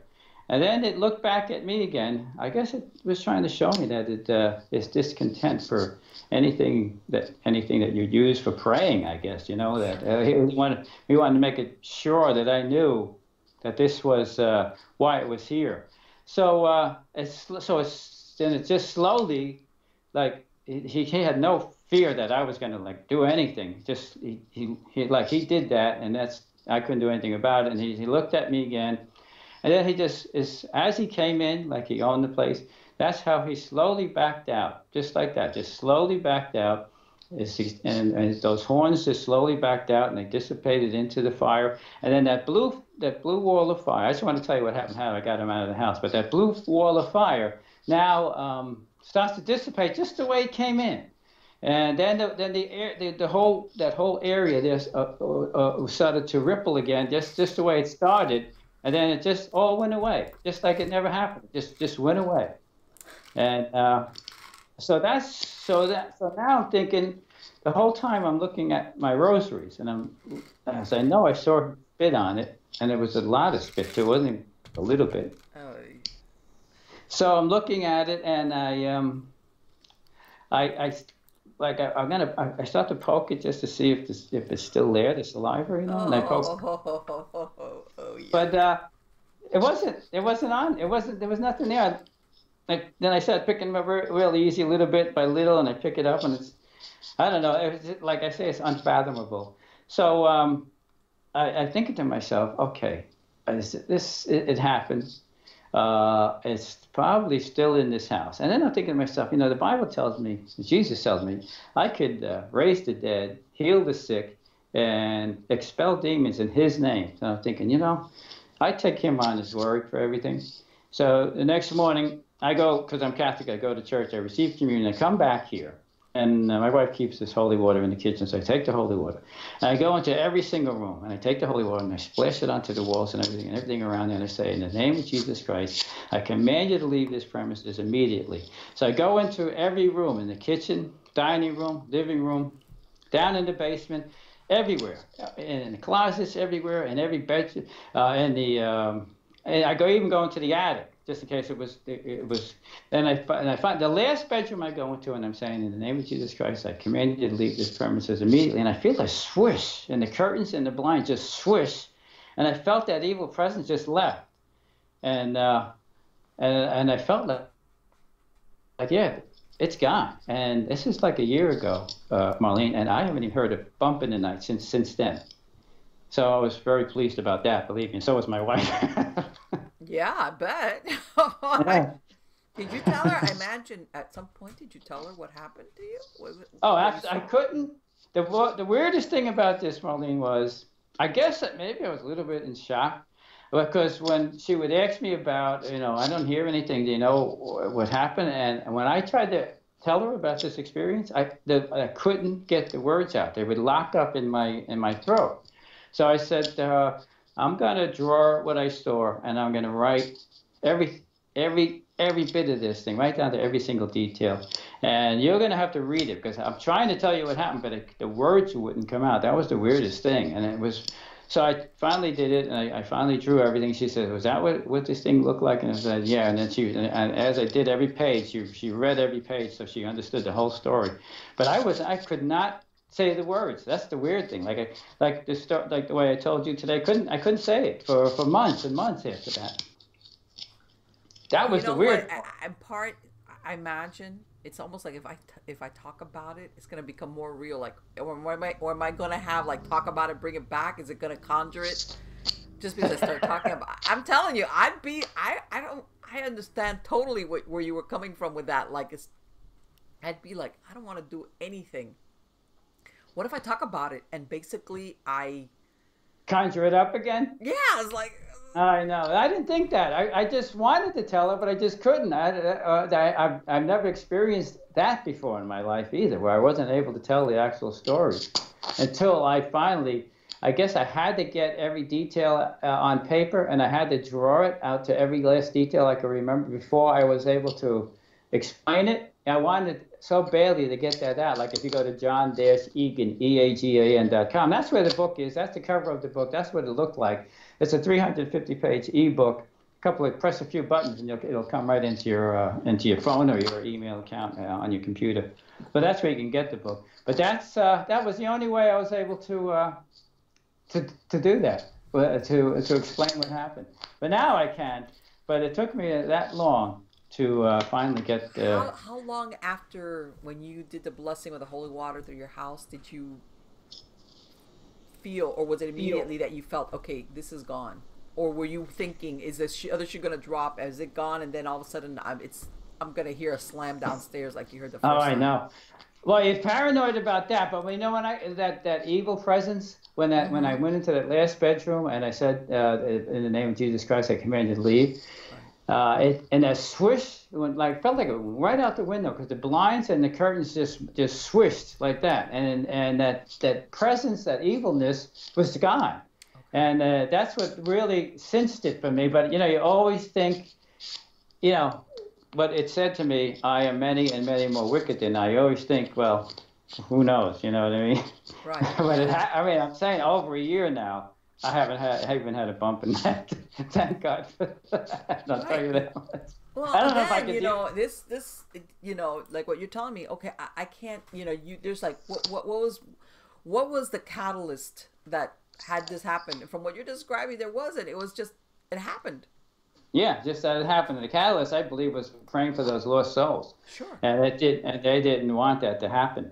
And even if like now, if I ever even like I would not even want, even if I didn't feel threatened, if I just see rippling in the air, I'm just leaving. I'm not going to stick around this time to see what's. Yes, like okay, no curiosity here, thanks. Yeah, that was once in a lifetime. I hope to God, and it never happens again. But I will never stick around. If I see that, I'm just leaving. I'm not going to hang out to see whatever kind of threats it has in mind. Sure. Although I learned a lot about this, and I learned about this methodology, I was so naive about any of this because I never, other than my brother, anybody who actually really believed that something like this happened to, that when the demons came for him, and then I was thinking, and then he thought, well, was I going to go to hell? And I was thinking, after I had this apparition here, I was thinking, well, he said these were small, like 6 small demons came for him. I'm thinking, probably these demons might take you to this creature that came here, one of these hierarchy creatures, and that's where they're going to start to beguile your soul and start to talk you into going, in their direction. I believe that. You might not be going to hell, but they're going to offer you interesting options when these demons take you to these hierarchy demons. You know, they're gonna, especially if you have hatred in your heart, because that's what they're built on. Their empire is built on hatred. You know, they're gonna show you how to use that hatred to alleviate all your pain. That might be something you want, believe it or not. Oh, yeah, It's like a choice. Oh, it's definitely like a choice. We choose where we're going. Right. It's not like God sent you to hell. Free will. We always have free will. Yeah, we choose where we're gonna go. And if you're easily convinced, like my nephews are, or that, you know, as atheists or heroin addicts, or you lost their compassion for people, you're easily convinced of, you know, this creature who's like, who knows how much more intelligent it is. It was created before time began. We only have 50 or 60 years to understand how to persuade people to do things. These things have timeless. You know what I mean? It's timeless. And how about your wife, John? Did she ever have any experiences, maybe when you weren't in the house? I mean, no, she's never had any. All the only things that she had was, and my son was when we were all together, we heard the walking, we heard the slamming of the doors, we heard the creature, you know, like there's no way that the three people of us, or even two people, can have the same kind of hallucination at the same time. You could ask any psychiatrist in the world. There's no three people are going to hear the same exact thing at the same exact time. You know, even if we were on the drugs, or we took, we had some kind of disease that makes us hallucinate, we're not going to have the exact same one, you know what I mean, at the same time. You know? So that's impossible. So that's why it's so. That's why it's a way. That's what they got out of it, and this thing wanted to tell me this, and that's what it did, and it did what it did, and it left. So I mean, it got kicked out, I guess. I don't know, but I mean, I didn't do it myself. I did it because Jesus said I can do it in His name. I didn't do it in anybody. Yeah, I did it in His name. Right, and see, and the thing is, I think, again, you know, what's frightening about it is that you always think that these things happen to people that are dabbling in what they shouldn't. Yeah, that's right. And it's like, here you go, but you weren't, and that's I think is a very frightening part about what you're describing. It is frightening too, because none of us here do that. All of us we still actually go to church every Sunday. My whole family still does that. I mean, you know, and me and my wife still do that. It's not like we broke away from the church or broke away from God. We still always go, you know, because we're Catholics, we receive the host every single week. So that's always present in us. We're not looking for, like I said, we never had a seance. We never had any of that nonsense, you know. And like I said, I don't advise people ever try to do that, because this thing might, I hear things and I see things on TV where these demons can actually get you and put marks on you and throw you down the steps and stuff. And I mean, I think if you wanted to come in, then you get what you want. You know what I mean? So how long was it between the time that you had that first experience that you heard the door bang downstairs, you know, that you went down there? Yeah. And you finally did the blessing with the holy water. How long was that whole time period? That was the whole summer. The whole last summer. Oh my God, that must have been a long summer for you. It was a long must have been a really long summer. It was a long summer for my wife, because she really took it the hardest. I was like, because I think, I don't know, am I imagining this thing? I'm denying it. Okay, I kind of know something's here. It's just probably going to, wear itself out and go away. You know, that's how I think, anyhow. Right, and one of the things that I thought was really interesting was, like, when you went to your summer house, it didn't follow you. It was just always at that one house. Stayed here. Yeah, stayed right here. And they wanted to use methodology on John. They wanted him to know, what's going on here too. That's the thing about this creature. That I didn't, like, I always thought when you watch TV that they're crazy and they're wild and they make animal noises when they come through, and you know what I mean, lightning and shears flying around, and like this crazy thing is. This wasn't any crazy thing. It was a creature, but inside it was intelligent and cunning and smart and powerful. I mean, powerful enough to create a portal for itself. It was able to go from its dimension, which I say the fifth dimension or spiritual dimension, right into this dimension. It could make a portal for itself we will never be able to do that. No. I mean, the only way we're going to do that is when we die and we pass into that next dimension. But we can't do that. Also, but the thing is that we always are under the assumption that we're safe from what you just described happening, we're always thinking, yeah, I can't go anywhere, but nothing can come through either. Yeah, that's kind of like how we kind of like comfort ourselves. Like, okay. You hope. Yeah, you hope. I always thought that too. And like I said, I was always skeptical too. Like I said, when people told me, when you hear about people having these apparition, experiences, I think, I don't know, they're crazy or something like that. They're trying to do this for attention. Right. I didn't need to do this for attention. I was doing fine. I was retired from that one book, and my artwork is always doing well. And I didn't. I would have never did this if this didn't actually happen. Why would I do this? What I mean? Now a lot of people are just hearing it and thinking, I didn't want this. Let me I didn't ask want people John, to think. because you mentioned that after that happened, you started doing all this research. Have you ever run across anybody, obviously, either that had sightings of a similar demon or whatever it was, like what you saw, like with the blue flames and everything? No, nothing like that. But I do know that my wife was talking to one of her friends, and one of her friends who was trying to be as chaste as she could possibly be as a young woman and not to have sexual relations with a man, and tried so hard. And then she did meet this man, and who seduced her. And she said that next morning she saw two demons laughing at her. That's as far as I heard about anything like that. It's close to it.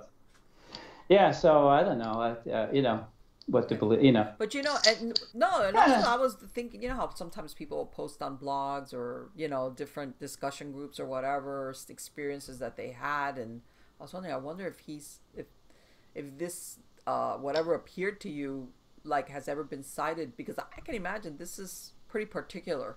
That you would say, hey. Yeah, this was something I never saw, because every picture I ever saw in a magazine or a book, first off, the devils are red, right. the fires are red, and never had these horns coming out of its forehead. You know what I mean? I mean, I know they picture them of these big horns and stuff, but this was just so different from anything I've ever seen or heard of or read about. That's what. It probably was a beautiful creature one day, and now it's a creature. Probably when God created it, it had to be beautiful. He never would create anything that wasn't, And I'm sure the angels who stayed with him, but these things were so intelligent and cunning that they convinced a third of the angels to follow them. So there's a third of we don't know the number, but I mean, there's a third of all the angels that God created to begin with are now in hell, but these creatures like Satan and stuff were so smart and so cunning that they were able to convince them to follow them, to break away, or whatever happened between them and God. Like they didn't want to obey him anymore. They just wanted to break away on their own, and they're definitely on their own now. And anything they can get that they want, and if they could just get a piece of you, they're happy. That's what I imagine this hasn't stopped you though from praying for these souls or anything like that. Oh, absolutely not. Because I know I did something there, and I know these people who they didn't want to. I mean, no matter how wicked they were when they were here, I know that nobody wants to go into hell for eternity. It's not. You can't even wrap your mind. You can't even wrap your mind around that. No. I mean, if you think about it, you can go crazy. If you think about eternity of chastisement, it could almost make you go crazy. Yeah. You can't come back. That's the thing that I tell people to fear. You got to fear that power of God. You can't make fun of them, and you can't, because we're all going to die and we're all going to see. Now I'm sure now, you know what I mean? Like I said, I was a little skeptical about a lot of these things. And I have to laugh though, because when you said that thing about that you didn't want to go talk to your priest, because you were like, I'm going to become devil boy. There's no good. I'm always going to be that guy. Yeah, the devil boy. Yeah, I know. Then that's because they're starting to learn about it now over there, and then and there's a lot of people learning about it because it's been out there. I mean, the Coast to Coast has like 9 million listeners. I mean, I did that show for 2 hours, and there's 9 million more people. You know what I mean? I did so many of these shows now. But what are you going to do? I mean, that's. I felt like I have a message. But you know what? I totally understand though what you were talking about, because this is the community that you live in. This is the church you were attending. Yeah. And that's different. That's totally different. Okay. I know, it's totally different. And then my wife runs a lot of that stuff. I mean, that's why we didn't talk about that artwork I did. I mean, my wife runs the Adoration Chapel over here at the church, and in the Adoration Chapel, they put Jesus in the monstrance and they put it in the lunar. And then when they put them out, they light candles. And when the candles burn all the way down, about 2 or 3 inches, you're supposed to throw them out. But my wife kept saving them. So I saw her in the basement one day, boxes of these candles that were 2 or 3 inches. I said to her, What are you saving all these little candles for us? What are you waiting for, a 45-minute blackout or something? What are we going to do with them? Because, these candles are so special. They kept Jesus coming the whole time. I couldn't have the heart to throw them out. She goes, you're an artist. Why don't you do something with them? So I said, okay. Yeah, you're right. So I thought about it. I melted them all down. And I actually at John-Eagan, EAGAN.com, one of the pages on that website, you could see the actual bust of Jesus I made. It was so beautiful because I have that ability to do that. I could sculpt into a clay or wax or a stone or marble, and I made this gorgeous bust of Jesus that the church wanted me to bring it over there, so I brought it over there, and then all the newspapers wanted to do an article on it, and all the magazines did. USA Today, which is one of the biggest publications in the world, when they called, my wife says to me, the big boys are on the phone for you now. And I go, who are the big boys? She goes, USA Today. Okay, that's the big boys. But they did a whole page of that. Of my bust of Jesus over there, and the Ripley's, believe it or not, called, and they wanted to buy it and put it in their museum, but I'm not selling it. So it's in there. Let me ask something, John. Were you self-taught as far as your, the artist part of you, or did you just, are you one of those people that, like you said, your eye connects well with your brain, and then you're able to translate it in through your hands? Oh, absolutely. Yeah, that's just like a little gift, a little part of my brain God gave me was the ability to do this art. I could paint, and I could draw, and I could sculpt. Wow. So that now is in Ripley's, believe it or not. Now it's in their 2018 edition of Ripley's, believe it or not. So I'm in that publication too. So that if you look at it at the even if you typed in Google John Eagan wax bust of Jesus, you're going to see some of the stuff the articles that were written about. You'll actually be able to see the bust of Jesus there. But it came out as life-size bust of Jesus. It came out so beautiful. I'm not selling it to Ripley's. I mean, I told them, you want to buy it? It's $1 million, okay? So they wasn't. They called back a few times. They didn't get anywhere near that. So that's a pretty good convincer right there, huh? I learned to never take the first offer. So I learned. But and some of the yeah. So that now. And I'm thinking, have you been inspired to do any other sculptures or anything after you had this experience? I mean, I certainly have, and the good thing is that now all the churches are sending me their used candles. So now I have so much used candles, that I will do something even bigger than like a life-size. Not sure of what just yet, but I do have enough candle wax to do something really fantastic with it, and I will do that. I'm just collecting as much as I want. I wanted to get at least 500 pounds of it, and I'm pretty close to that right now. Okay. So I will do something fantastic, I think, anyhow, with that. Because I don't usually work in wax, but I mean, it came out so great, and it's like it's the church candles. It's the candles that kept Jesus company. So I'm like, I don't know, they were there with Jesus, and they should look like Jesus, So that's why I did it that way. That's the vision you had. That's the inspiration you had. So, well, there it is. But yeah, that's unusual. I had never, I mean, obviously I've heard, you see candles sculpted certain ways, but, usually you're thinking of it as something that's put out by a factory. But you actually sculpted it. That's incredible. Yeah, you're right. Yeah, just something to have that little ability. I could, I'm pretty good at writing. I'm pretty good at, I just happen those two talents that just stuck with me my whole life long. So that's good. I'm happy about that. I mean, most of my term papers in college are in the research department for anybody who takes those courses that I took to learn how to write the right term paper for that class. Sure. I'm pretty happy about that. That writing has become a lost art, unfortunately. Oh yeah, I think so, right? And have you had, and I guess I'm curious, have you had anybody reach out to you? Plenty of people reach out to me through the website. Okay. Many do, yeah. And they have a lot of good ideas too. Like every detail I put in the book, it means something else to them. And then they ask me about it. They think, well, maybe it was this and maybe it was that, which is a nice thing, and I appreciate that a lot too. And I get a lot of these, and every day I have like hundreds of emails that I go through. Some of them are like far out there, but Well, but some of them are actually, yeah. I guess that comes with the territory. Yeah, absolutely, yeah. Have you had Oh, anybody come and ask you, hey, can you help me out? I think I've got one of these in my house. Can you come and do a blessing? I know. I wouldn't probably go. No, I wouldn't want to. I'm I didn't afraid say to anything pick about on you me. going. I'm just saying that they asked because there's. Yeah, I would do that. I wouldn't go there where it was. No, I don't, because I'm afraid it's going to stick to me or something. You know, No, what I mean, I bring another one. absolutely, I could go through absolutely. another. I couldn't do that again. To be honest Because with you, I'm that was sure just that a there's little. people thinking, man, if he prayed and everything and he did a blessing on his house, man, maybe this is. Because, there's people sometimes out there that deal with something like this for years. Oh, I know they do. I mean, like I said, that just when I started studying these exorcisms and the priests and the people who do them, they said takes some years sometimes to get these Yes. hierarchy demons out of the person or out of their house. I mean, that's weird. You know what I mean? That's pretty weird stuff. That I don't Yes. have the expertise for that. You know, I do. I knew what Jesus told me in the Bible, and like I said, I take what Jesus says right to the bank. You know what I mean?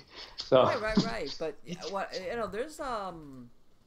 and there's a lot of people that have gotten themselves, they've painted themselves into a corner, um, metaphysically speaking, because they Yeah, dabbled in stuff they shouldn't have, and then you're right. uh, Now they're in trouble. Yeah. exactly, and now they're in trouble, and they're like, how do I get out of this? And it's like, yeah, guess what? It took you up on your invitation, Yeah. and good luck.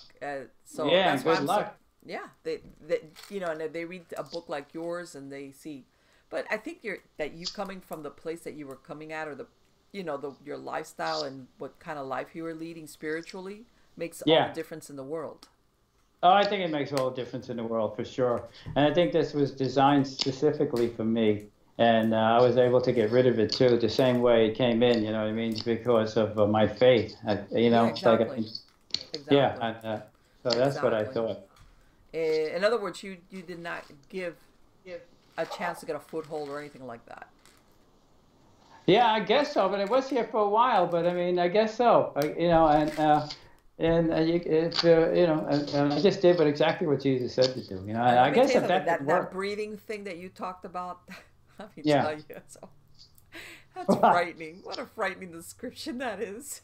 It is that was one of the most frightening things too. That there's not you feel helpless because there's nothing you don't know if there's anything you could do about it, and it sounds like a powerful creature because it sounds like a water buffalo, like it had that kind of a giant lungs or something, and it's just and you're in your bed and it's dark and it's just the weirdest. Was one of the weirdest things I think I've ever experienced in my life. I've never had anything like that happen. And John, let me ask you: when all this obviously, what were you thinking? If this doesn't work, I'm moving. What did you have a plan Oh. B, or what were you gonna do? Yeah, I did. No, well, my wife was going to the beach house, but I'm not leaving this house. I bought this house and I worked for it, and I'm not letting anything kick me out of here. You know, what I'm saying I'm going to Right. stay here. So I wasn't. That wasn't anything in my mind to leave. I don't know.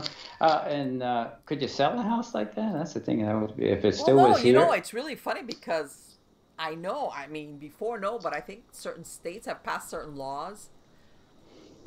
But I But see, can't that's a reveal weird that. thing. It's like I know that I think there's certain laws like, oh, that if a murder's been committed or anybody's died, depends on the state. You have to say it. Yeah. If it's publicized, like that it's haunted, I guess, like if you've had a bunch of paranormal groups come over, I think again you might, and in some you have to disclose it. Others you only have to say it if they ask you, and I Oh, think okay. in others it's like it doesn't matter. But I'm thinking once upon a time you did have to worry about those things, and so it's like, hey, I'm selling my house. I'm gonna go and live at my. Yeah, I know. But doesn't the thing come with you anyway? I mean, if it's still around, Well, when you that's leave. why I asked you earlier. Was like, Yeah, oh, when obviously this thing wasn't going with you to when you were going to your other house. It was staying put. yeah, we're staying here, right? Yeah. Yeah, it had to be expelled from here because it didn't come down to the beach house at all. Yeah, Right. that wasn't his purpose. His purpose was to pick the time when I was alone to tell me what it needed to tell me, And like I said, he used his methodology on all three of us over here. And what It was about your smart enough. son? What did you ever tell your son, or when you told your son? I mean, like you said, he had heard these things going on, and you were kind of Yeah. scared at the beginning of telling him. Yeah, How? I didn't want to tell him, but then I did tell him after a while what my suspicions were, and I told him not to worry about it. I'm going to handle it. Don't worry about it. And I guess as his dad, he figured, oh, I'll handle Okay, Dad's it, gonna take care of it. Like, all right, So good, he was Dad. fine with that. But he moved out, though. Oh, okay, okay. All right, that's He funny. seemed to be fine with it. But yeah, he got off to a really great job. So then he Right, but it moved was, out. man, So the he felt, timing on this job is great. yeah, really. That's funny. Yeah, because it's like Uh, that's a real gray area. How do you, exactly like what you said? How do you combat something like this? It's like, what can I yeah, do? I know. If I didn't have faith in Jesus, I don't know what I would do. To be honest with you, I just have no idea what I would have done if I didn't have Him. You know what I mean? I mean, I do spend hours with Him every single day, so I never thought He would fail me. You know, I mean, I was I was positive of that. I never thought He would, He would fail me when I needed Him. So it just and He didn't, and He just did it. So that was how I felt. And um, have you? Well, I was gonna say writing any more books, but I was gonna say, because you base this book out of this one experience that you've had. Yeah. Um, as far as, but are you planning any other books based on the research that you've done, maybe for people that find themselves in a similar situation? That's true. I might do that. It's just, yeah, that's not a bad idea at all to do that. I did write a book called The Enlightenment a couple of years ago, and now I have this one, and I could really, I don't want any more experiences like that, so Right. Yeah, no, that's what I I was don't gonna want say. It's not, I not mean, the firsthand experience thing. And the reason why I say this is, you know what, John, you're not the only person that I've talked to that thinks twice sometimes to going to their clergy, because they're almost afraid of, like, if number one, like, am I gonna, is this gonna be something I did wrong and when I haven't, or are you gonna think I'm crazy, or yeah, yeah. is Well, I I mean don't think if I brought a priest here and the thing used this methodology on the priest, he would know that there was something here. You know what I mean? It wouldn't right. be like silent when he was here because this happened every other day or so. Things were happening. He would have known too, or he would have felt that presence. And that would have been my last resort to have an actual Right. priest do an exorcism on that. Yeah, I didn't want to. That would have been my last resort to keep peace in this house anyway, because my wife wasn't going to stay here. Right. She was Well, going to and live at the beach. and that's what I'm saying. That I know there's people that sometimes find themselves in in that scenario, where it's like, I want to go to my priest, but what if I get the funny looks, or what if they turn me down, or what if they, like, disbelieve me, like, oh yeah. Because sometimes, Yeah, you hear about that sometimes some parishes, they're great, but when you approach them with something like this, if it's a house blessing, you're good. Like, if you ask for just a yeah, regular right. house blessing, it's Yeah, okay. But when you start describing paranormal events or things like what you were experiencing, then you might get depending again who your priests are, you might get weird looks, like, okay. yeah, And it's some of crazy. them, But and you know what? I don't blame them. There's a lot of priests that they get very scared of getting into this type of scenario with their the parishioners, yeah, because they feel they're out of their depth with this.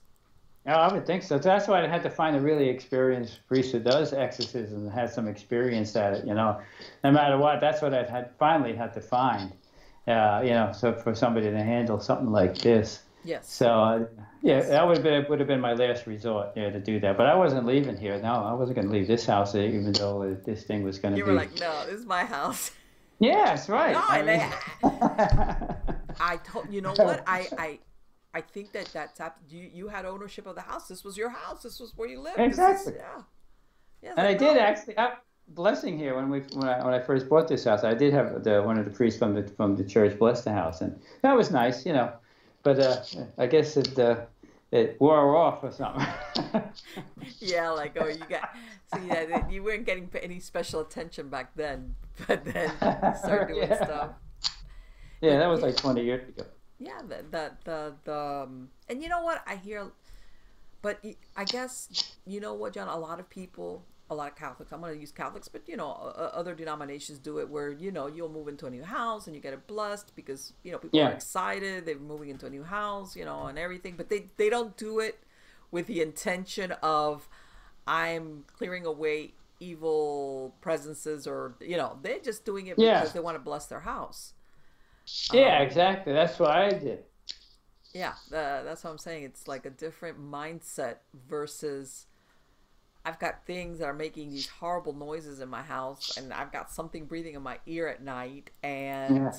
yeah, then it changes the where you're coming from. And absolutely, it's much different to ask your regular parish priest, I want my house blessed, versus, Father, Yeah. can you come over because this, and this, you Yeah. know? An exorcism, to do an Yeah, exorcism. Oh, exactly. that's serious. That's serious stuff, right? Yeah, of course it is. And you That's serious. and I don't. Yeah, I understand. You know that they have a checklist of things that they go through before, and which is totally understandable. You know, you have people with mental illnesses. You have a Yes. whole host of things that are not really paranormal or demonic or anything like that that they have to go through before they even entertain the idea of an exorcism. But Yeah, I know. still, it's Yeah, that. they. Yeah, go ahead. Go ahead. No, I was thinking that's right. Because they had to investigate it and they had to make sure you know you're not crazy. And you could have there's certain diseases where you have hallucinations. Sure. You know, that's just it could be anything like that. They'd have to they'd have to investigate that and they'd have to be really an experienced priest that has done this before and he knows what he's Yes. doing. You know. Yes. And yeah, and then like if it's say it's a really hierarchy demon, and it's like they say, sometimes it takes months or years to get it out. And it's like yeah, to the person, like Right. that's like scary. Like Well, it's yeah, in the yeah, because person. basically you are describing here at this point something that was in your house. It wasn't that that you had a No, possession of a absolutely not. person or any of the other, you were living, and I can imagine. Let me tell you something. If I was a priest and I had a parishioner walk in and tell me what you just described, I'd be like, Yeah, hmm, okay, Mr. yeah, Eagan, I think I'm going to have to call yeah, my bishop first. yeah. And the other thing is, I know these people for so long. You know, I don't Sure. look like they were just like a normal family here. You know, just regular people. That's all. And all of a sudden, I come up But with something like this. But you It know would. what? It's totally different when people, I imagine as a priest or anybody that works that, when you have people approach you about regular troubles, when I mean regular troubles, I mean, maybe if you need marriage counseling or maybe something's going on with one of your kids or, stuff that people go through, that you go to your clergy for. But when somebody approaches you and starts describing what you did, that changes totally the whole Scenario. spectrum. Yeah, Yeah, yes, yeah. I know what you're saying. yes. Believe me. A lot of times people what they need is they need advice, maybe they need counseling, whatever it is. Maybe they just need somebody to talk to. That Yeah. There's so many things it could be, right? Yes, absolutely, Oh, absolutely. absolutely. And John, and your son, did he ever come back and say, well, so Dad, did you take care of it? I mean, And I told him after I was able to talk about it. I told him after I wrote it, and my wife knew about it, and then I was able to get the words out, which was really strange for me not to be able to get words out of my throat like that. I guess that was part of the whole experience of this thing, and he seemed to be fine with it. He didn't have any problem with it at all. So that's good. okay. I have three boys. I had to tell three boys about it, And then my one son was like, "Why you took this long to tell me?" And I was like, "I couldn't say the words. What do you want from me?" Right, right. No, yeah. I'm thinking about the one that was there, like you said, was at the house and had his own Johnny, yeah. experiences, and I mean, let's face it, he had his own first-hand experiences, so it was like he didn't need convincing. I'm sure it was Oh, just that. not at all. Did Not at he? all. That thing with the I mean, from what you're saying, he just heard, but did he ever have like that breathing or anything, or was this just for you? That was your No, that he didn't get. That was only in my bedroom, and after a while it got louder. So my wife, it would wake up my wife, and I believe part of its methodology was to do that, was to not only disturb me with it, but he wanted my wife for some reason to hear it, to be disturbed, you know, and I don't know, maybe he wanted her out. I don't know, because she was ready to go. She was ready to go. We'll live at the beach house instead of here. divide and conquer. Yeah, I guess so, right? Yeah, it's the way it But when we works. decided I was going to actually find a real exorcist, and we talked about that, and he must have overheard that. And that's when, right soon after that, is when the apparition happened. So he was, Yeah. I guess he knew what he was going to do, and he just did it. Yeah, it's stuff. Yeah, yeah, and I think sometimes people have a hard time thinking, man, I've got something unseen that's overhearing either my what I'm thinking or what I'm saying. It's like, okay, let's a little bit of paranoia in there, but yeah, Yeah, you would think so, but I mean, if it was present in the house, it knew what we were doing at all times, you know.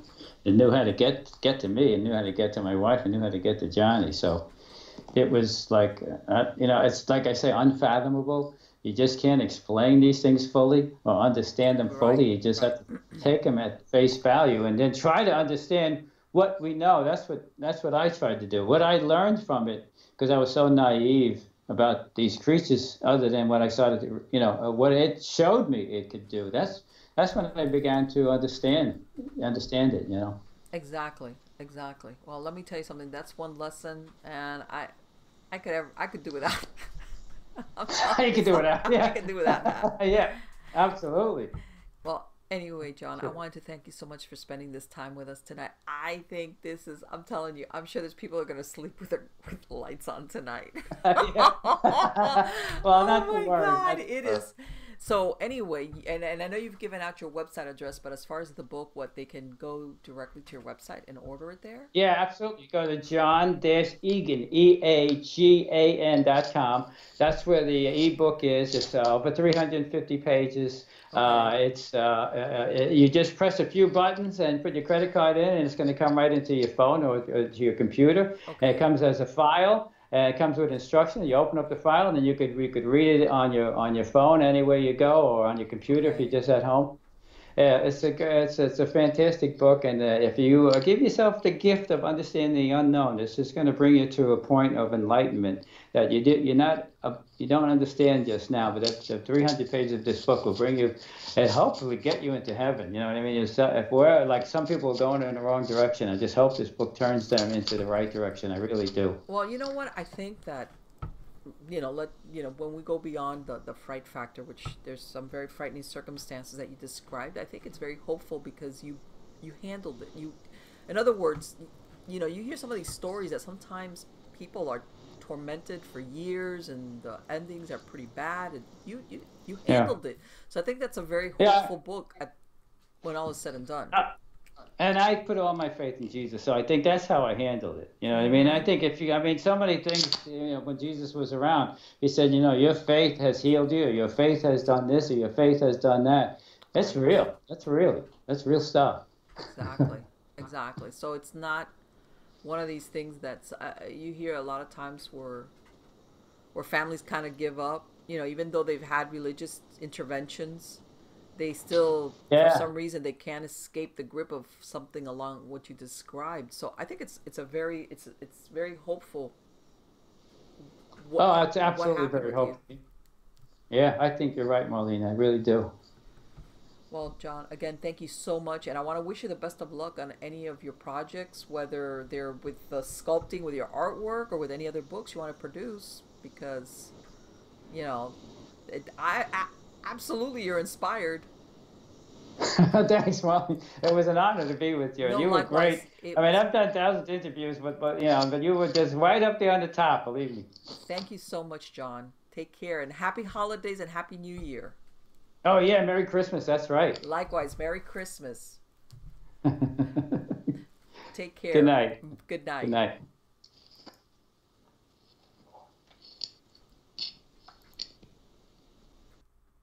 Okay, wow. So, guys, I know that you're all like, I don't know, but yeah, I'm not kidding. I think I'm gonna be one of those that's gonna sleep with the lights on. I know some people will be going, me too, me too. That is, let me tell you, that is very, very scary. Okay?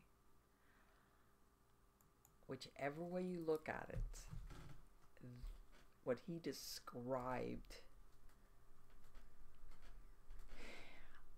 again, I'm sure everybody's either read, heard, or, you know, some of these movies that are based on true stories, whatever, of people doing stupid stuff, going to the wrong place, you name it, you know, and then before they, you know it, they've got, you know, not a regular old haunting, but they're at the wrong end of a situation with a demonic force. Okay? And nobody wants that, but it's almost like whether you were stupid or just the wrong place at the wrong time. It's like almost like you brought it on yourself. It's like whatever. But you know, when you hear John's story, where here he's living regular everyday life, and he's active in his church and in his community, and sounds like he's very, you know, besides religious and spiritual, and this happens. It's a lot of times this is the flip side of things that people don't realize, that sometimes you get unwanted attention from evil entities, obviously because you're either asking for it or dabbling, or you're like saying, yeah, you know, like when people do the communications, you know, Ouija board and other things, they don't know what they're doing. But a lot of times a lot of people don't talk about this, where you get that attention because of the opposite reason, where you're interfering or helping out people, or in this, for example, what he was doing, he was praying for souls of people that had passed on, that he knew that when they were alive they were lost. And you know, if you want to think, if you're Catholic and you're thinking of purgatory or whatever, I mean, it doesn't have to be just a Catholic thing. It can be anything, that you're just praying for the soul of these people to find their way to heaven, or be whatever, that you get the attention as well. Doesn't have to be. And if there's a lot of people that work as exorcists that have mentioned this, and I know one time I mentioned that I want to say maybe like a year ago, I reached out to a priest, Father Fayl, F-E-Y-L. He's a well-known exorcist. I was hoping that I could interview him. He was kind enough to return my email, and basically what he told me was that during one of the last exorcisms he was performing, he had basically a health crisis. I mean, his hearing was gone. By this he's not like ancient that he was, and he had a severe health crisis that I mean, we're all human beings in human bodies, and you know, things happen to health-wise. It doesn't have to, but you know, as you get older. But from what the feel I got, that was that there was some negative supernatural influence that led to what happened to him health-wise. And of course, he had participated in a lot of these exorcisms or interventions, whatever you want to call it, you know, and that this is the way it works. Sometimes you get a bullseye on you, and you know, and people might think, well, I'm not an exorcist, and by this I don't want anybody to think, man, I shouldn't pray for people that need help. Not necessarily. And I think It had the way he was able to dispel this probably had a lot to do with the kind of life he was leading. But yeah, I think that this is part and parcel sometimes of, and he made a very interesting point that when he had this experience, that he said, well, hell is not like some faraway place or underneath or whatever, things that we think of in our mind, that we try to place things linearly, like above, below, whatever, that this was right there, like it's right next to us. We just can't see it because, of course our senses don't allow us to see it. Otherwise we go crazy. But in other words, it's much closer than we think. And, you'll get a lot of people that work in the paranormal that, they feel that, portals, pathways between dimensions, that basically they overlap one on top of the other. And that's why you get the rips. You sometimes, you get people that theorize that even cryptid sightings are tied into rips or doorways and portals. That sometimes this is why these creatures are seen and then they disappear and nobody sees them and nobody captures them. Same thing sometimes with extraterrestrial visitations. Same thing, there's this is not like basically coming linear. It's stepping from one dimension into ours. Who knows? And there's a lot of mysteries there that I think, it's almost, I want to say maybe, and this is just my theory, maybe there's like an in-between dimension, like that you step between one dimension and the other, and this is like no man's land. In other words, if you travel there, anything is there, good, bad, and in between, and it's like, okay, when you have to get from here to over there, you have to go through this middle passage, like there's just like that, in that in-between place, anything and everything is there, could be there. Okay, and then, let's say, and of course our dimension, this is the one we exist in, whether it's a rip or these things have the ability to open and close a doorway at will, maybe certain things slip through. Or in this case, what he described, which is like, man, I was getting goosebumps when he's describing this thing. Maybe they, at certain times, they can punch a little hole, maybe to scare you, which that would have definitely had scared me plenty. God, I don't know what I would have done. To do that. And as a matter of fact, a lot of people think that these time slips where people have seen sometimes landscapes and things where basically it's not really time travel. They kind of like see either a house that was there or a battlefield or just the landscaping maybe that's 100-200 years old, that sometimes it's just like a, not time travel, but a time slip, like it's an overlay between one dimension and the other, and then that it fades. There you've had people that will say, oh, I went down this road, I went to this house, I saw this, and they can never ever ever go back, and they'll swear, I know what I saw. And it's almost like a little crossover between one dimension and the other, maybe past, present, future, being like a record. It just depends where you drop the needle, in other words, circular instead of this way. And physics is finding a lot of things, again, that what we think of as reality is not what it is. And I think us being in this plane offers some protection, because I'll say it again, this is the plane that we hold dominion over. Okay? In other words, to exist on this plane, you need a body. That's how you operate in this plane.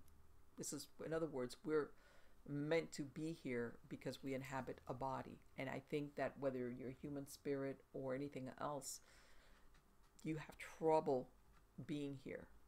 And I think up to a certain point that offers us some type of protection, if you want to look at it that way, unless you do the invite or open the door, or with the scary part, which is what John described, whether somebody, like, maybe they don't open all the door but they peek in and they give you a good scare. Oh, I'm telling you, food for thought. But anyway, guys, thank you so much for joining me tonight, and I'm gonna put a link to John's website on the credits of the show. But otherwise, if you're one of the persons listening to the podcast, I'm sure that you can, you heard him give out his website address. And I've got a lot of interesting guests coming up, fascinating guests, believe it or not. Pretty soon. I'm already going to start working on season 6 of Stories of the Supernatural. And I always remind everybody, if you have any eerie experiences, again, it doesn't have to be a ghost, it could be anything. I would love to hear from you. You can go to miamighostchronicles.com. There's a submit your story tab. You can send an email to me at marlene@miamighostchronicles.com. You can also go to storiesofthesupernatural.info.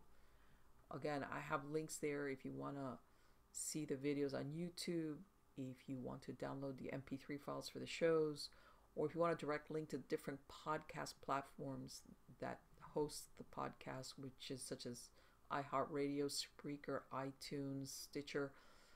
I have links that will take you directly to the files for the show. If I have a lot of my audience that's exactly what they do. They download the MP3 files and then they can listen to them while they're doing their thing. I know that's a lot easier sometimes, obviously, than being able to look at the videos. So I'm always welcoming your stories, or if you have suggestions for guests. But I've got a lineup of people already ready to go that are going to be appearing on the show. And like I said, I always look for, obviously, people that are established in the paranormal field, because they always bring something to the table, whether it's a lot of years of experience. But I'm always out there looking for new faces, people that are coming in, whether they've written a book. Also, I'm going to be going out into the field again and maybe bringing some more, field investigations. As far as podcasts, sometimes that's a little bit more difficult to translate into podcast platforms, because it's not the same as when you interview somebody, but at the very least I'll be able to release the video of the investigations up to a certain point. I've got some things coming up in that direction, but overall, a lot of interesting stuff going on in Stories of the Supernatural. So once more, thank you so much for coming back every week, and I hope to see you guys back again and again. And I don't mind repeating myself by saying that you are all wonderful. Take care, and even though you might be hearing this a little bit late because of the release date of the show, happy holidays, Merry Christmas, Happy New Year's, whatever. Many blessings and good luck to you all. Take care.